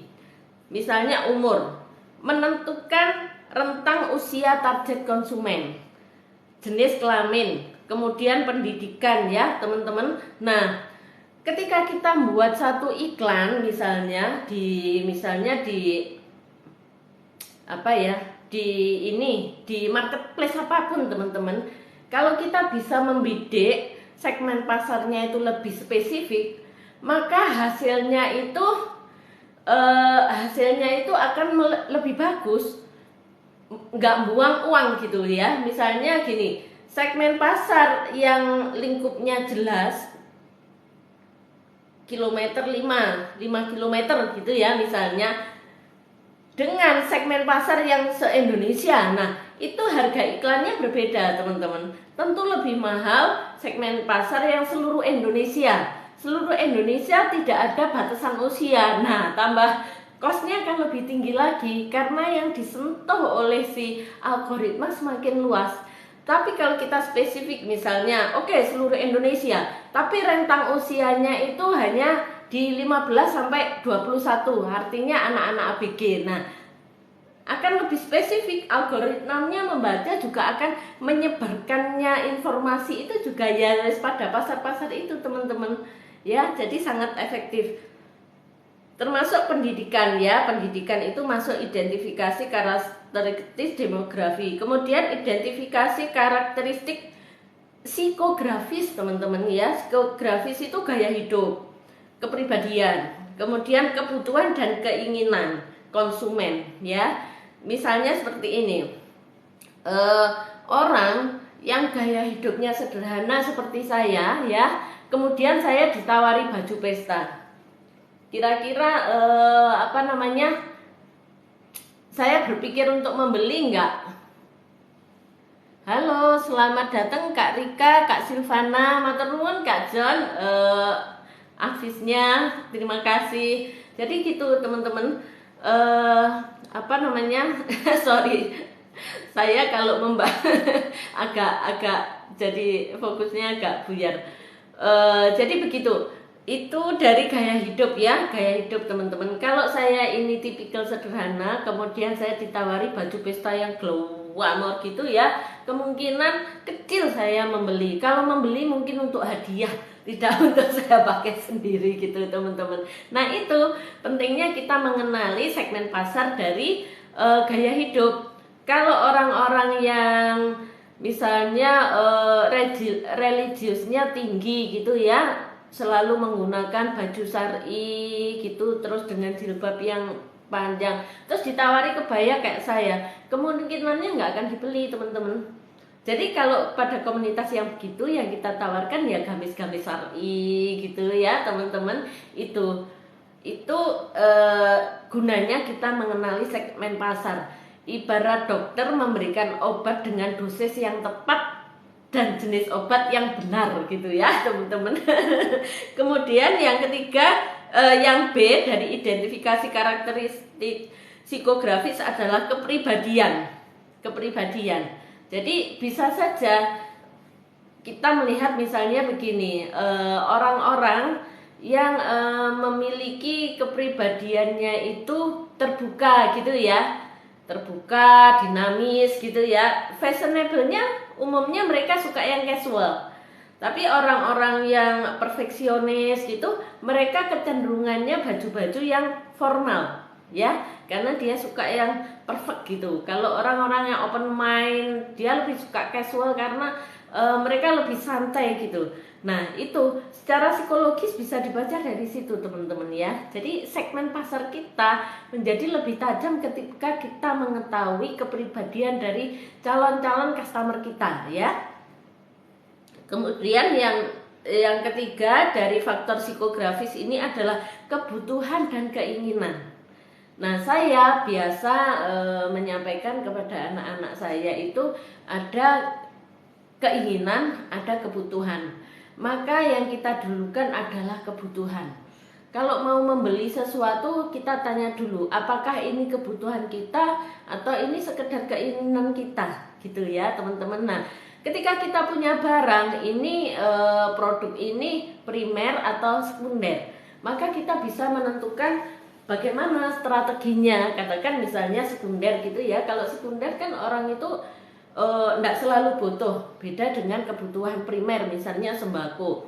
Sembako kita nggak perlu iklan, orang semuanya beli beras butuh sembako gitu ya teman-teman. Tapi bagaimana ketika itu kebutuhan, nggak pakai diiklanin juga orang butuh, tapi kan pesaing kita banyak ya, yang nyapli sembako itu kan banyak sekali, sehingga kita memerlukan satu strategi yang misalnya kita melayani delivery order. Jadi kalau pesen by WA kita kirim free charge, nggak ada ongkir gitu. Nah itu menjadi satu strategi pemasaran melalui pengenalan kebutuhan tadi ya teman-teman. Atau misalnya kalau yang sekunder gitu ya, sekunder itu misalnya tabungan logam mulia teman-teman ya. Tidak semua orang kan pengen nabung emas, tapi ketika kita bisa menawarkan atau memberikan satu argumentasi gitu kepada calon customer kita bahwa enak loh Mbak, kalau kita nabung uang itu kan kena inflasi gitu ya. Tapi kalau kita nabung emas, kita simpen aja 3 tahun, dia itu hidup-hidup sendiri gitu.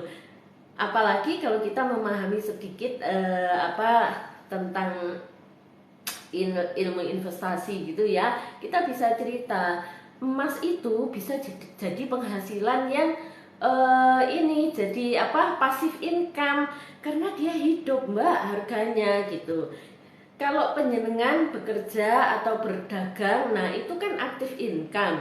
Ketika nggak jualan kan nggak ada pendapatan. Tapi kalau emas itu masuknya pasif income. Jadi meskipun penjenengan tidak melakukan satu gerakan supaya dia naik menjadi investasi yang lebih tinggi nilainya, dia bergerak sendiri. Nah gitu teman-teman. Nah itu salah satu keterampilan kita untuk meyakinkan customer dengan komunikasi ya. Meyakinkan customer itu kita butuh belajar ilmu baru ya kan teman-teman.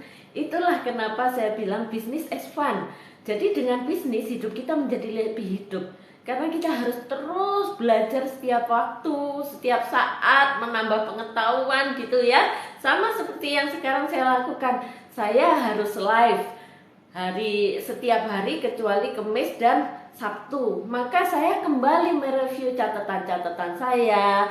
Saya kembali belajar apa-apa yang bisa menambah pengetahuan saya. Karena yang namanya pengetahuan itu teman-teman terus bergerak.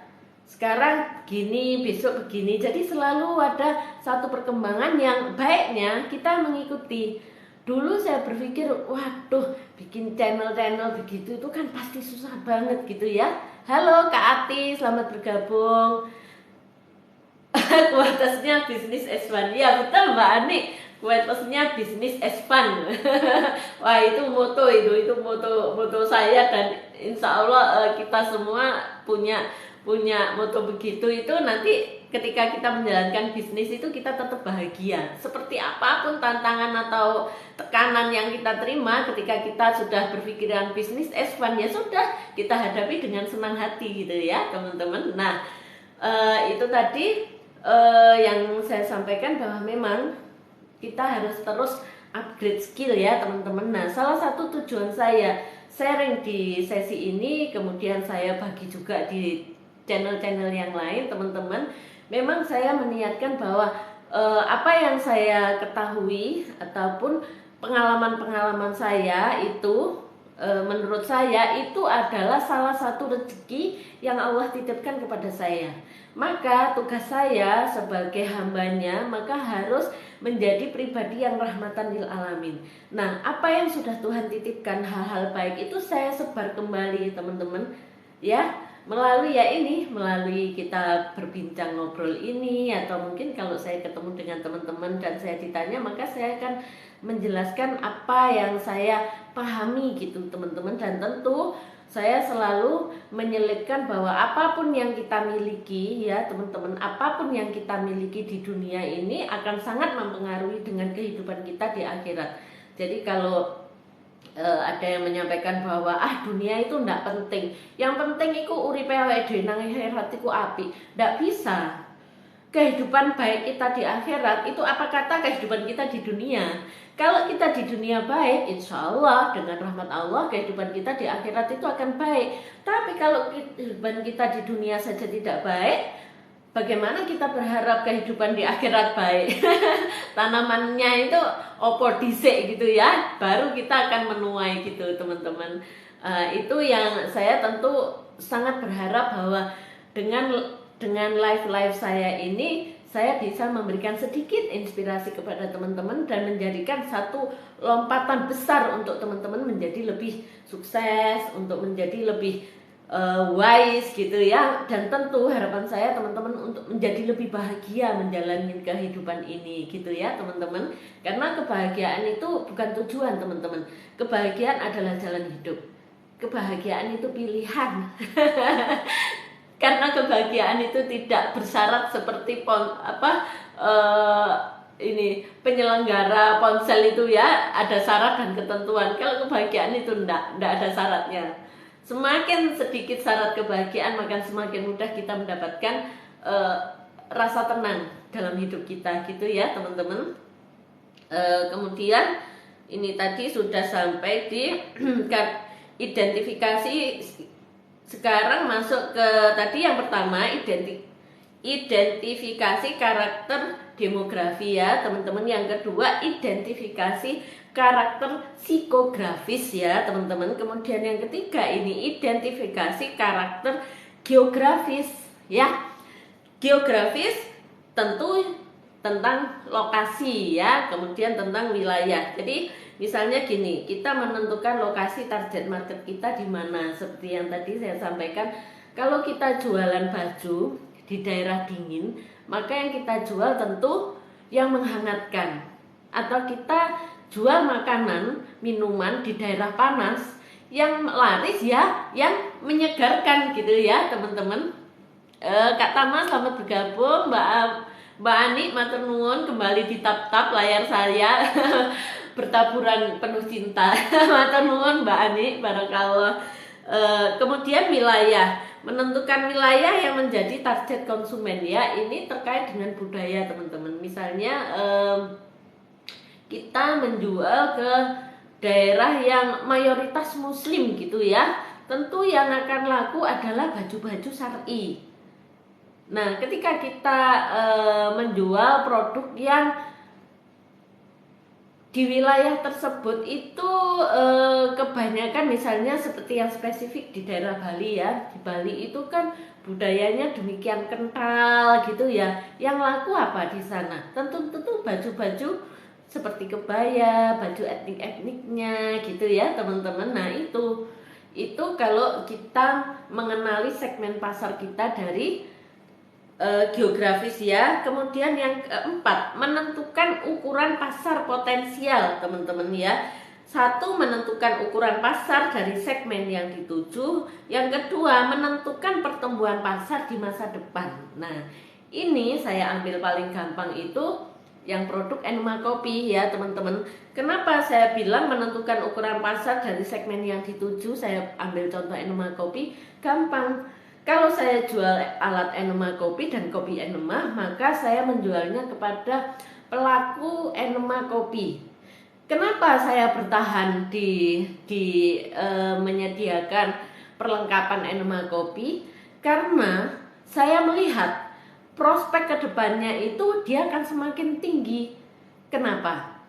Setelah pengalaman kita mendapatkan pandemi selama hampir 3 tahun ya, kesadaran masyarakat kita, kesadaran manusia terhadap kesehatan, keseimbangan alam itu menjadi semakin tinggi teman-teman. Kalau orang dulu sebelum pandemi, orang mungkin makan serampangan gitu ya. Setelah pandemi mereka akan berpikir, oh iya kita makan misalnya kalau yang awalnya yang terjadi di Wuhan itu ya kan awalnya dari masyarakat mengkonsumsi makanan-makanan yang tidak higienis ya kan, akhirnya terjadi pandemi yang membuat seheboh itu di dunia. Maka setelah pandemi masyarakat akan berpikir ulang, oh iya lek ngono ojo mangan iku itu gitu ya, jangan makan ular, jangan makan ini gitu teman-teman. Nah kesadaran terhadap kesehatan ini menjadi lebih tinggi. Akhirnya orang juga akan berpikir bagaimana kita bisa sehat tanpa obat. Ya kan, nggak mungkin orang akan tergantung obat-obatan terus kecuali memang terpaksa gitu ya. Halo Kak, kecil sekali. Monggo Pinara Kak, tidak terbaca saking kecilnya. Itu menjadi lebih tinggi dan memang teman-teman setelah pada masa pandemi memang penjualan alat enema kopi ini sedikit turun. Ya, tapi masih lebih tinggi teman-teman, masih lebih tinggi dibandingkan dengan penjualan makanan yang cemilan gitu ya. Ada pergeseran. Kalau dulu melihat banana crunchy saya itu harganya, ini pisangnya kok harganya sekian gitu. Tapi setelah pandemi orang berpikir iya lebih baik beli pisang ini karena dia satu higienis, yang kedua dia tidak digoreng gitu ya, non kolesterol gitu. Nah akhirnya orang bergeser kan dari makan keripik pisang biasa menjadi makan menikmati keripik pisang dengan cara yang lebih sehat gitu ya teman-teman. Sama seperti yang saya sampaikan, penjualan kopi enema dan peralatannya mempunyai prospek tinggi karena Satu, ada acuan yang sudah jelas. Di Amerika itu ada yang namanya Gerson terapi, teman-teman. Nah, Gerson terapi ini sudah membuktikan salah satunya mengobati atau memberikan terapi penyembuhan untuk penyakit kanker, itu mereka berhasil ya, teman-teman. Nah, dan itu meskipun tidak dipatenkan di dalam dunia medis gitu ya, namun kita pelaku itu memang benar-benar mendapatkan benefitnya.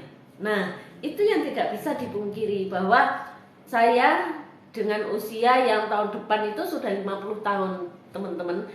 Tapi semangat saya ya, gairah hidup saya itu lebih bagus sekarang dibanding mungkin 10 tahun kemarin gitu, teman-teman. 10 tahun kemarin saya mungkin masih suka migrain gitu ya. Kemudian kalau mau datang bulan itu masih sering kali kesakitan gitu, apa namanya ya, kalau mau sampai lupa saya namanya PMS ya.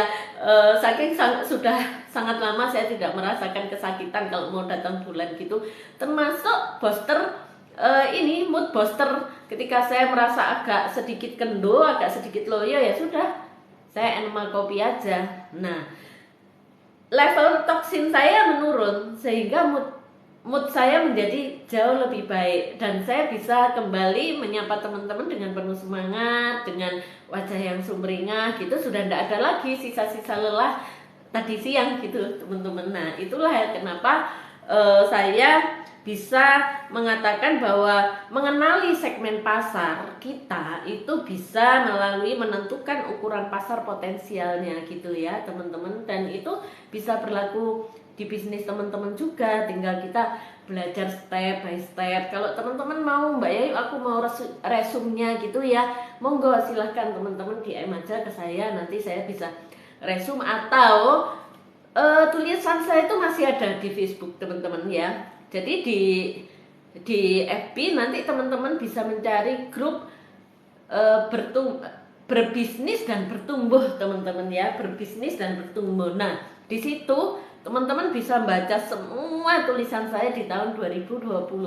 Nah, masuk tahun 2021 itu sudah mulai dibuka ya, Pak Presiden menyatakan kalau kita sudah mulai aktif ya. 2022 ya. Pokoknya ketika Pak Presiden menyatakan bahwa kita sudah boleh melakukan aktivitas normal itu, teman-teman, saya sudah mulai fokus membangkitkan kembali bisnis saya yang tiarap, mulai mengevaluasi lagi apa strategi-strategi apa yang bisa kita lakukan gitu ya, sehingga catatan saya mungkin agak terputus gitu, teman-teman. Tapi saya terus belajar, teman-teman, meskipun dicatatnya di tempat lain karena lebih ke action plan. Misalnya saya punya wacana untuk membuat passive income gitu ya, teman-teman. Jadi pada saat terjadi pandemi, teman-teman, ada satu pelajaran yang saya temui.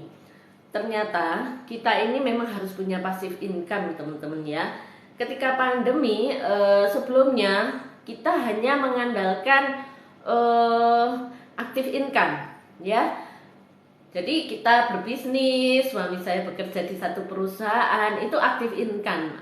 Active income artinya kita hanya mendapatkan hasil ketika kita melakukan usaha atau melakukan kegiatan. Kalau passive income, paribasannya itu kita turu-turu, kita tinggal jalan-jalan, itu dia menghasilkan, teman-temannya.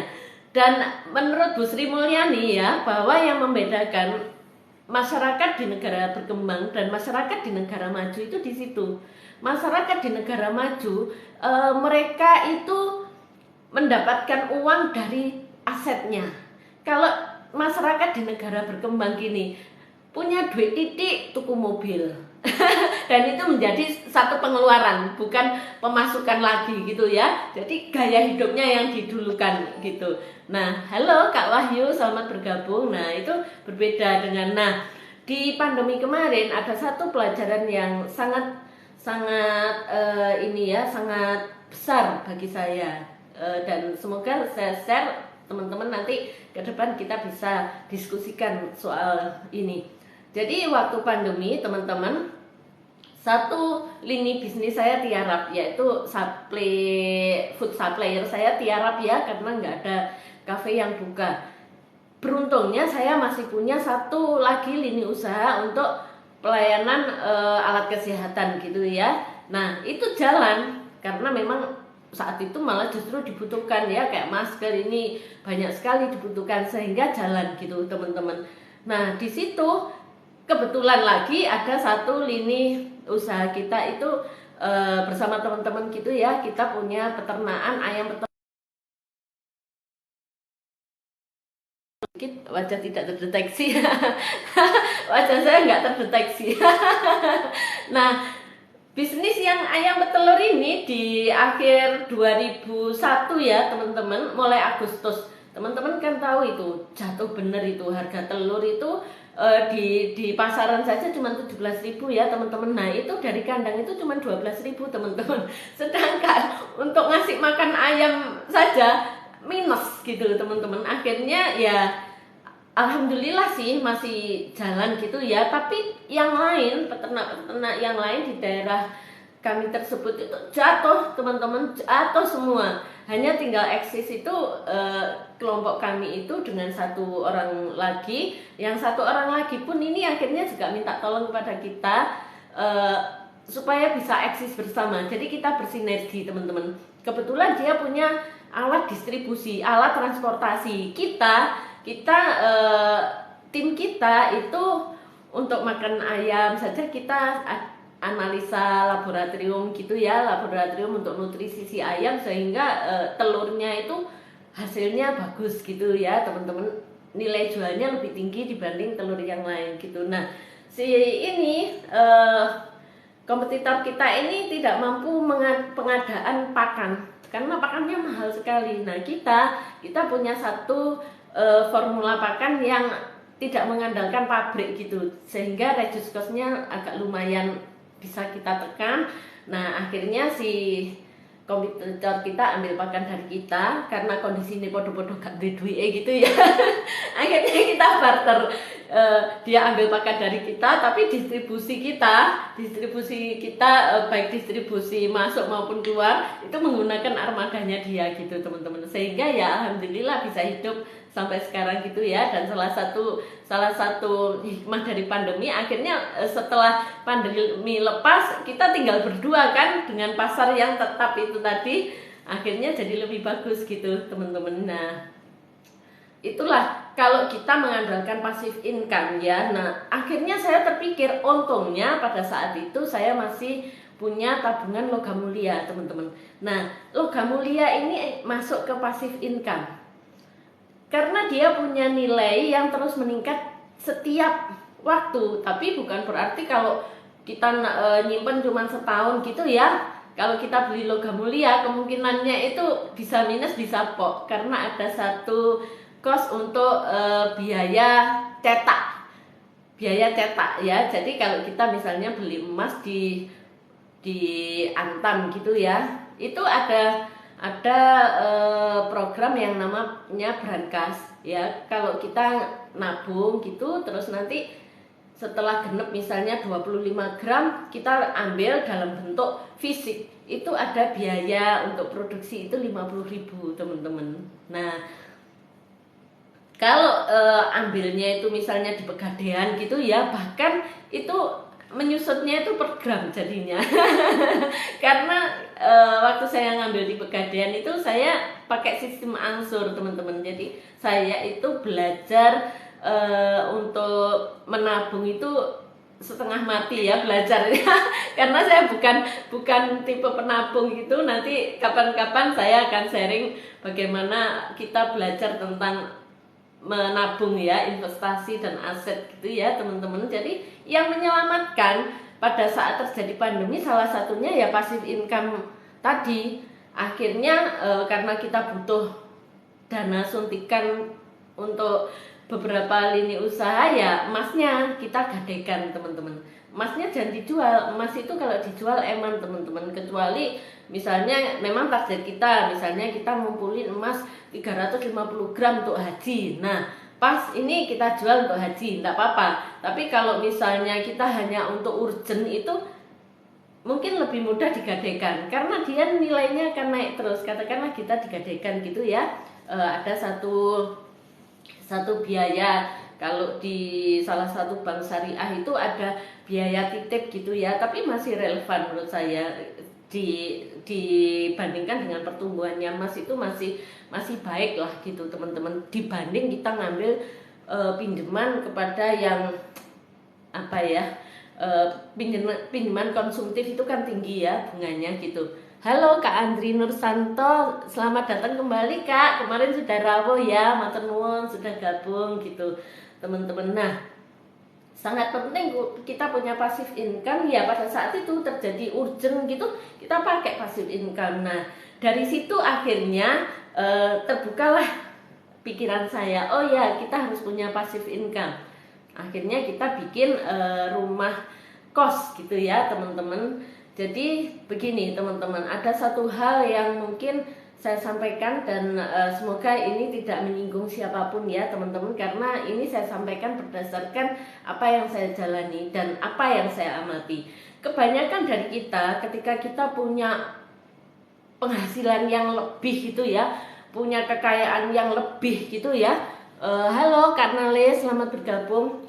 Umumnya yang naik itu gaya hidup kita. Jadi misalnya tadinya gajinya itu cuma 20 juta, terus naik ke 25 juta gitu ya. Yang naik itu gaya kita. Mungkin makan kita yang tadinya kita biasa makan di warung biasa gitu, terus mintanya ke yang high class gitu ya teman-teman. Jadi gaya hidup kita yang naik. Padahal pada saat kondisi yang bagus itu teman-teman, itulah saat kita melakukan satu inovasi. Karena kita sedang punya daya teman-teman ya. Ini yang saya lakukan. Saya memang mengajak anak-anak saya di tahun 2002 awal mungkin ya, keluar dari zona nyaman. Anak-anak saya ajak keluar dari rumah yang selama sekian puluh tahun menaungi mereka dengan damai, aman, sejahtera, tanpa kurang suatu apapun gitu teman-teman.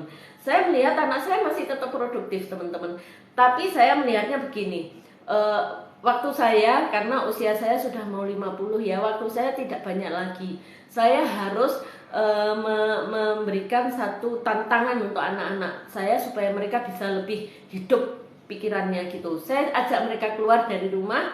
Kemudian karena memang rumah itu kebetulan anak-anak saya bilang, rumah ini terlalu besar ibu, aku pengen nyari rumah sendiri gitu. Ya pokoknya anak-anak saya itu tidak ingin menempati rumah saya yang saya tempati, yang saya bangun bersama suami. Sedangkan saya mikirnya gini, rumah iki lho ngerjekeni eman kalau dijual, karena barokahnya ya. Tidak semua tempat atau tidak semua dari kita itu memiliki keberkahan yang sama. Nah kebetulan saya menilai rumah saya ini subhanallah, bisnis apapun yang saya rintis di situ itu berhasil teman-teman. Sehingga saya berpikir, wes sudah kita buat jadi rumah kos, sehingga keberkahannya, harapan kami siapapun yang menempati rumah kami itu akan kecipratan keberkahan dari Allah Subhanahu wa taala gitu teman-teman ya. Halo Kak Rita Mili, selamat bergabung Kak. Gitu. Nah, akhirnya saya keluar dari rumah saya sambil mengawasi pembangunan rumah kos. Disitulah anak-anak saya mulai berpikir, oh iya ya, ternyata kalau kita di rumah yang kemarin itu jauh lebih nyaman dibanding yang rumah sekarang yang lebih sederhana gitu ya. tidurnya nggak yang seperti kemarin yang luas, mau kemana-mana itu nyaman gitu ya. Sekarang semuanya terbatas, mana kita harus jadi satu dengan dagangannya ibu gitu ya, stoknya ibu gitu.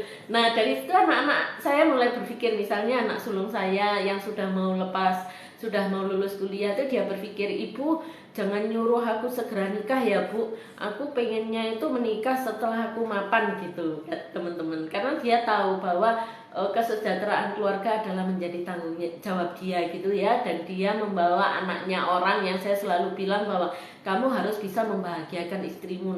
Nah dia mulai berpikir, dia mulai memikirkan, mengerjakan, oh bisnis ini dia mulai sungguh-sungguh mengerjakan. Dan saya memberikan support semampu saya teman-teman.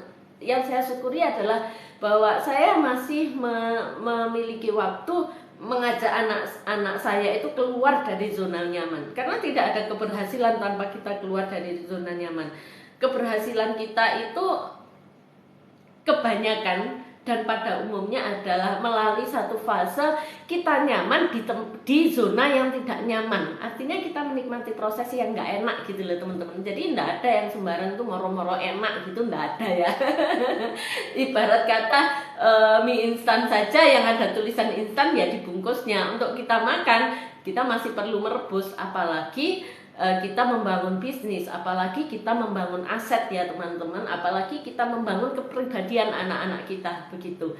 Jadi saya keluar dari zona nyaman, kemudian anak-anak saya juga mereka mulai membangun diri mereka.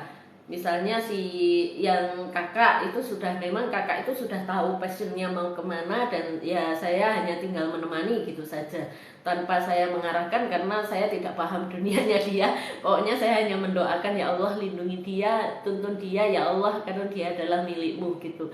Nah si kecil, si bungsu, karena dia juga masih kuliah gitu ya teman-teman, dia merasa bahwa ibu aku ini apa ya kok belum bisa menghasilkan uang gitu teman-teman.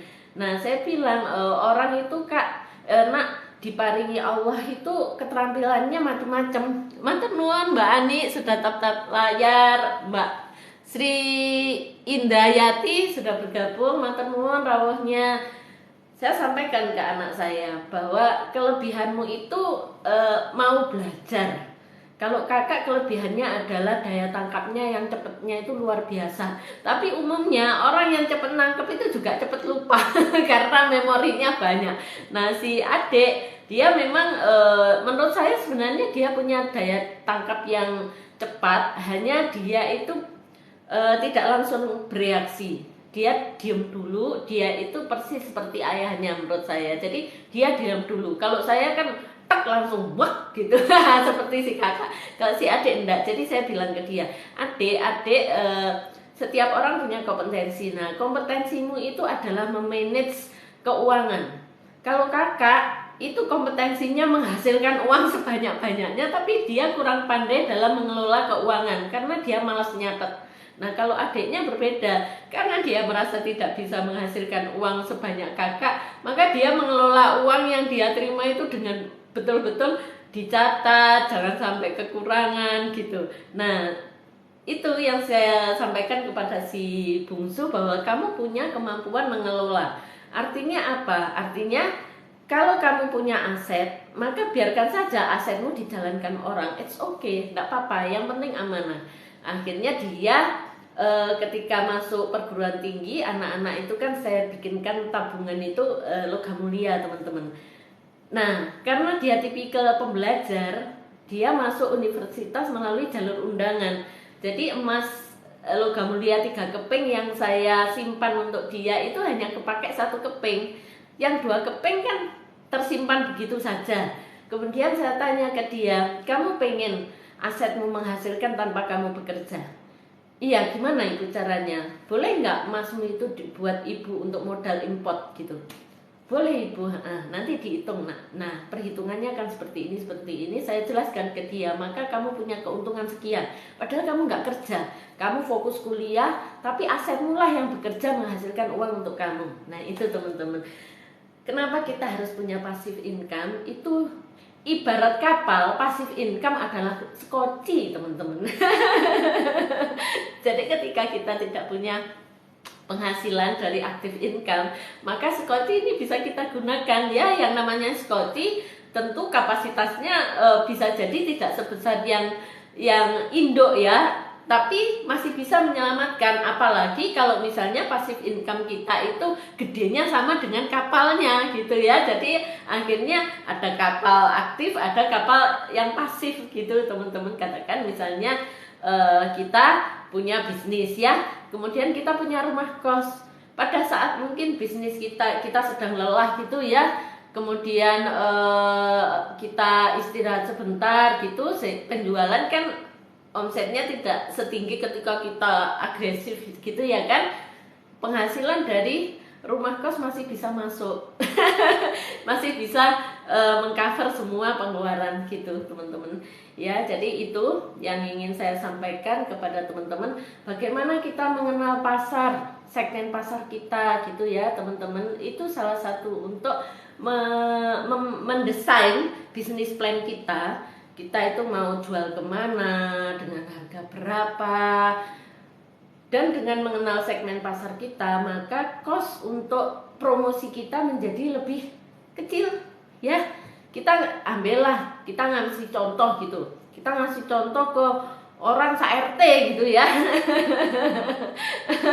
Tentu saja besar, tapi kalau kita tahu target pasarku iki iki kemungkinannya, sudah kasih contoh aja, yang prospek aja, yang lain ya enggak gitu ya kan. Ini tes market beda dengan sedekah. Kita sedekah kepada yang berhak, maka tes market kita berikan kepada yang prospek gitu teman-teman ya. Sedekah aja ada aturan kepada yang berhak, apalagi kita berbisnis gitu teman-teman ya. Kita berikan sampel kepada yang prospek. Kalau misalnya yang nggak prospek ya anggaplah itu sebagai hadiah, boleh teman-teman. Dan itu memungkinkan kita mendapatkan customer baru ya teman-teman. Jadi terkadang customer itu bisa datang karena ketertarikan dia terhadap kepribadian kita ya, karena personal branding kita itu bisa mempengaruhi seseorang bisa menjadi customer kita loh teman-teman. Jadi sangat penting kita membangun personal branding ya. Dan membangun personal branding ini kalau menurut saya bukan semata-mata sebagai strategi marketing, tapi lebih kepada bagaimana kita terus mengupgrade skill kita, terus mengembangkan pemikiran-pemikiran kita untuk menerima pemikiran-pemikiran baru yang lebih baik gitu ya teman-teman. Kak Wani Parfum bergabung. Oh ya, terima kasih Kak. Selamat bergabung dengan ngobrol bareng Jeng Yeye. Malam ini topik kita adalah mengenal segmen pasar. Nah, ini ada waktu sekitar 15 menit teman-teman. Saya akan review mungkin jadi teman-teman yang baru datang ya bisa memahami, bisa minimal bisa mengerti posisi di omong Mbak Yayu tadi itu gitu ya teman-teman. Kak Wani Parfum sudah menyukai live saya. Matur nuwun, barokallah Kak. Sudah rawuh juga, semoga nanti live-live berikutnya bisa rawuh nggih. Jadi begini teman-teman, pentingnya kita mengenal segmen pasar kita itu untuk kita bisa menentukan target pasar kita. Nah, manfaat dari kita mengetahui target pasar kita, satu, untuk meningkatkan penjualan ya. Dengan kita menawarkan produk kita kepada pasar yang prospek, tentu penjualannya lebih tinggi dibanding kita menawarkan produk kepada segmen pasar yang nggak butuh produk kita gitu ya teman-teman. Kemudian terima kasih Kak Wani Parfum sudah membagikan live saya lebih dari 10 teman. Masya Allah, subhanallah, barokah Kak, sukses juga untuk penjenengan ya. Kemudian untuk mengetahui budget yang dibutuhkan ya, baik budget promosi maupun cost untuk produksi teman-teman. Dengan kita mengetahui segmen pasar kita luasnya seberapa, maka kita tahu kita produksinya sekian dulu, bertahap. Nggak langsung kita produksi banyak, ternyata begitu disebar nggak terserap, akhirnya produk kita kedaluarsa di pasar ya. Dan itulah yang membutuhkan kesabaran. Kenapa meskipun saya bisa menjual banana crunchy itu misalnya dengan luas gitu ya, tapi saya tidak serta-merta memproduksi dalam jumlah besar untuk di ini, enggak. Saya toto dulu, saya mau kemana dulu, segmen pasar saya yang mana dulu yang mau saya kerjakan. Misalnya untuk white label, supply para reseller sudah kita kerjakan gitu ya. Nah, kita mau menguatkan ke retail mana dulu yang kita sentuh, retailnya modern market kah atau global market kah. Nah, ketika kita bicara global market, global market kita harus dandani dulu, CV kita ditambahi KBLI untuk ekspor gitu ya teman-teman. Untuk ini, untuk itu gitu, kita harus punya ini itu. Nah, ketika kita berarti ini masih kita butuh waktu 2 tahun katakan misalnya, karena kita juga butuh modal untuk ekspor gitu ya kan, kita nggak mungkin kosongan gitu kan. Nah, Oh berarti 2 tahun ya sudah, kita kerjakan dulu modern market gitu. Modern market apa yang kita butuhkan? Oh nutrition fact. Nah kita evaluasi dulu nutrition fact-nya fix, packagingnya fix gitu ya. Ya sudah, baru kita meluncur, dan itu membutuhkan kesabaran. Katakan orang bilang misalnya, halah dek lo dodolannya ming iku biarin aja, nggak perlu dipedulikan teman-teman ya. Karena pertumbuhan kita, omset kita adalah tanggung jawab kita. Kita fokus aja dengan apa yang akan kita lakukan gitu. Kak Yuni, ya Kak Yuni Gig sudah bergabung kembali. Matur nuwun Kak, sudah rawuh. Ini rawuhnya yang kedua atau ketiga nih Kak nggih. Matur nuwun, semoga besok bisa gabung lagi gitu teman-teman. Jadi kalau saya bilang bahwa bisnis ini salah satu kita melatih kesabaran, menahan agresif kita, tapi juga mendorong agresif kita secara ini ya, secara tepat. Kapan kita harus agresif gitu, tapi kapan kita juga harus mengerem, mengerem supaya nggak kemerungsung. Matur nuwun Kak Yuni sudah tap-tap layar sehingga bertebangan cintanya di layar saya. Cinta merah-merah luar biasa membuat saya semakin bersemangat meskipun di detik-detik yang sudah hampir habis ya teman-teman. Itu ya teman-teman. Jadi ya kita bisnis itu sama seperti kita membesarkan anak. Gak usah ke susu teman-teman. Katakan kalau anak yang baru umur 3 tahun gak perlu suruh lari, ya sudah 3 bulan ya. Kalau masih 3 bulan ya sudah, biar dia merangkak, kita nikmati kelucuannya merangkak. Demikian juga bisnis kita. Sik bulan sik merangkak, merambah, penjualan di sini nggak apa-apa, nikmati aja. Karena rezeki itu bukan soal banyak tapi soal berkah. Ketika rezeki kita masih sampai di situ, ayo keberkahannya ini yang bisa kita push. Kalau saya lebih setuju begitu teman-teman. Soal jumlah ya sudah, berapapun kita sami'na wa atokna gitu ya. Kita qanaah dengan jumlah. Tapi dengan berkah kita harus lebih agresif gitu. Kita banyak berbagi, tidak hanya soal materi ya teman-teman, berbagi ya seperti ini, seperti yang kita lakukan sekarang. Teman-teman memberikan satu tap-tap layar sehingga saya semangat untuk tetap berbagi pengetahuan dan pengalaman. Inilah barter energi yang menurut saya ini bagian dari kebajikan kita gitu. Ini bagian dari sedekah kita, ini bagian dari silaturahmi kita yang membuat Allah itu tersenyum gitu teman-teman. Dan senyum Allah lah itulah sebenarnya yang harus kita kejar gitu ya. Mbak Ani, kuote kedua, rezeki itu bukan soal berapa banyak tapi seberapa berkah. Setuju Mbak Ani, setuju sangat bahwa harta itu ya teman-teman, harta itu bukan tentang berapa jumlahnya, tetapi seberapa besar keberkahan yang ada di dalam harta kita teman-teman ya. Harta kita banyak, tapi kalau tidak berkah itu ono yang membuat hidup kita itu tidak tenang gitu ya. Apalagi kalau kita itu ngejar hartanya orang. Harta kita sendiri aja loh, kalau keberkahannya kurang itu menyusahkan, apalagi kita ngejar hartanya orang. Itu sebabnya saya kalau misalnya dengan teman gitu ya yang ambil duit itu nguberai gitu, saya biasanya ceplos. Kalau sama uang tuh nggak usah nguber, mari apa-apa yang bisa kita ikhlaskan. Kalau soal uang gitu ya sudahlah, ikhlaskan. Itu membuat hidup kita enteng teman-teman. Kalau kita nguber sama duit, stres. Stres dudu hartane dhewe pisan. Kalau saya lebih fokus ya ini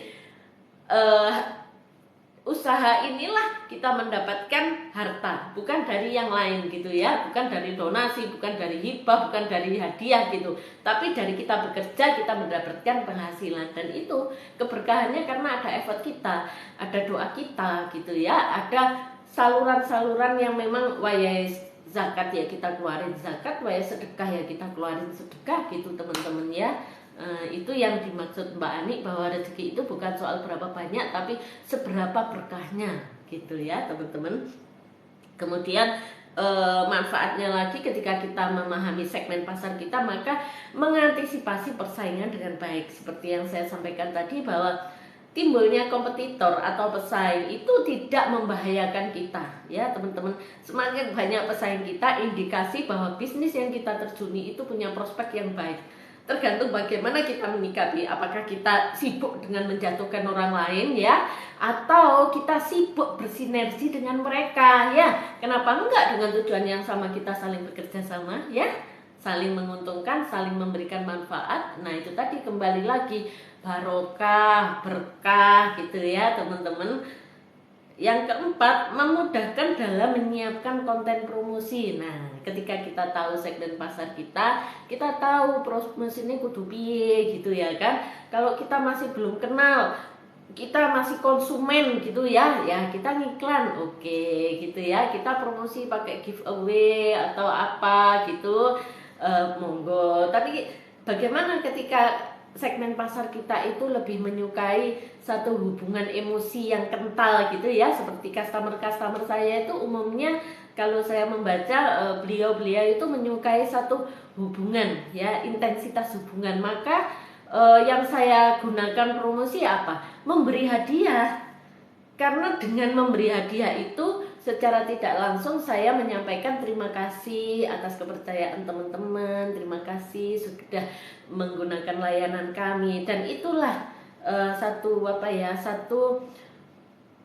hubungan batin yang terbangun teman-teman, bukan dari materi hadiahnya, tapi karena teman-teman saya merasa saya menghargai keberadaan mereka, sehingga mereka pun memiliki satu ikatan batin dengan saya yang sangat baik gitu teman-teman, dan itu membahagiakan kedua belah pihak. Saya tidak rugi dengan memberikan customer saya hadiah pada bulan Agustus gitu ya, semua customer saya kasih hadiah, saya tidak rugi. Kenapa? Ya karena saya tahu segmen pasar saya sudah menghitung untuk cost promosi itu masuk dalam harga jual gitu. Jadi elemen harga jual itu ada cost promosi yang saya selipkan di situ. Hitungannya memang kecil, tapi kalau kita tabung setahun gitu ya kan, cukup untuk memberikan hadiah kepada customer kita gitu ya teman-teman. Jadi itu gunanya kita mengenal segmen pasar kita. Yang kelima, membangun komunikasi dengan pelanggan. Ketika kita tahu segmen pasar kita siapa, maka kita tahu bahasa apa yang kita gunakan untuk berkomunikasi dengan pelanggan supaya efektif gitu. Misalnya segmen pasar kita itu anak-anak gitu ya. Terus bahasa kita menggunakan bahasanya orang tua, mereka nggak akan paham. Atau segmen pasar kita orang dewasa, terus kita menggunakan bahasanya anak muda yang gaul, mereka tersinggung, dikira kita itu nggak sopan gitu ya kan. Nah itu pentingnya kita mengenal segmen pasar kita untuk membangun komunikasi. Kemudian yang keenam, membuka investasi ya, membuka investasi. Ketika kita tahu segmen pasar kita itu siapa, kita bisa menganalisa pertumbuhannya itu seberapa, pada jangka sekian itu bisa menghasilkan berapa. Nah ketika investor membaca, oh iya ya, sistematika perusahaan ini baik, segmen pasarnya positif, prospeknya itu tinggi, maka investor akan memberikan investasi kepada kita ya teman-teman. Kemudian yang sudah habis ternyata ya. Buah belas ya Mbak ya ini. Jadi ada 6 manfaat. Sebenarnya sih banyak sih teman-teman, cuman waktu itu saya menulisnya itu hanya sampai di 6. Kemudian bagaimana cara menentukan target pasar dengan tepat? 1, memulai dengan asumsi tadi ya. Asumsinya kalau segmen pasar saya anak muda sekarang itu dia kiblat fashionnya kemana, misalnya ke Korean kayak, ke Japanese kayak, atau kemana, maka kita bisa mendesain produk yang sesuai dengan need-nya mereka dan sesuai dengan kemampuan daya beli mereka gitu ya. Nah yang kedua, mencermati persaingan pasar ya, seperti yang tadi saya sampaikan.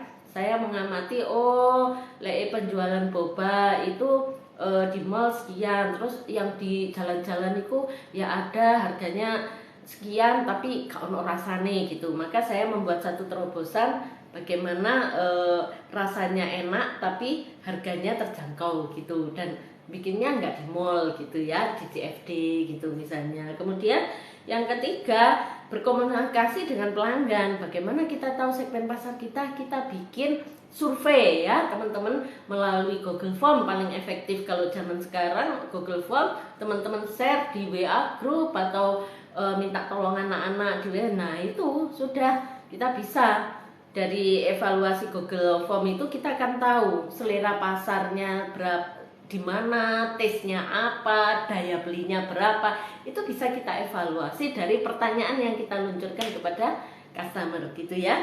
Yang keempat, lokasi penjualan produk. Lokasi penjualan produk juga bisa membantu kita menemukan segmen pasar kita. Kita mau jualan di mana? Di mall kah? Atau di lingkungan sekolah kah? Atau kita punya kafe mandiri kah? Gitu ya teman-teman. Kemudian yang kelima, demografi dari calon pembeli ya. Demografi tadi ada 3 yang bisa kita identifikasi secara geografis, secara psikologis, dan satunya tadi secara sebentar. Jadi buka lagi nih. Secara demografi ya, psikologis dan geografis teman-teman ya. Kemudian yang keenam, kebiasaan calon pembeli produk seperti apa ya, itu tadi gaya hidup, akhirnya ketemu daya beli konsumen itu. Jadi kalau kita tahu segmen pasar kita daya beli konsumennya itu maksimal 10.000 gitu ya, ya jangan jual 15.000 teman-teman. Jualnya ya kisaran 10 kurang sedikit gitu ya teman-teman. Itu teman-teman yang bisa saya sampaikan, dan kita sudah sampai di pukul 20:57. Artinya kita sudah hampir 2 jam kurang 3 menit gitu ya. Halo Kak Tri Wahyu, selamat bergabung Kak. Namun demikian sesi ini sudah hampir berakhir. Terima kasih teman-teman sudah rawuh di ngobrol bareng dengan Yeye. Teman-teman yang mengikuti ndak penuh gitu ya, saya ada di channel lain. Itu teman-teman bisa melihat semua selama 2 jam itu saya share di sana, saya simpan di sana dengan harapan lebih banyak lagi orang-orang yang bisa mendapatkan manfaat dari ngobrol bareng kita. Semoga apa yang kita lakukan ini menjadikan Allah tersenyum kepada kita, menjadi satu jalan bahwa Allah memberikan keberkahan yang lebih baik lagi. Dan selamat istirahat teman-teman. Selamat berjumpa kembali besok pada pukul yang sama 19 ya. Semoga besok kita bangun dengan lebih semangat, lebih baik, lebih taat, lebih bahagia, dan siap menyambut keberkahan dan rezeki-rezeki baru. Oke? Assalamualaikum warahmatullahi wabarakatuh. Salam hangat untuk keluarga dan sepenuh cinta saya untuk kawan-kawan semua. Pareng, matur nuwun sanget, barakallah Mbak Ani. Pareng.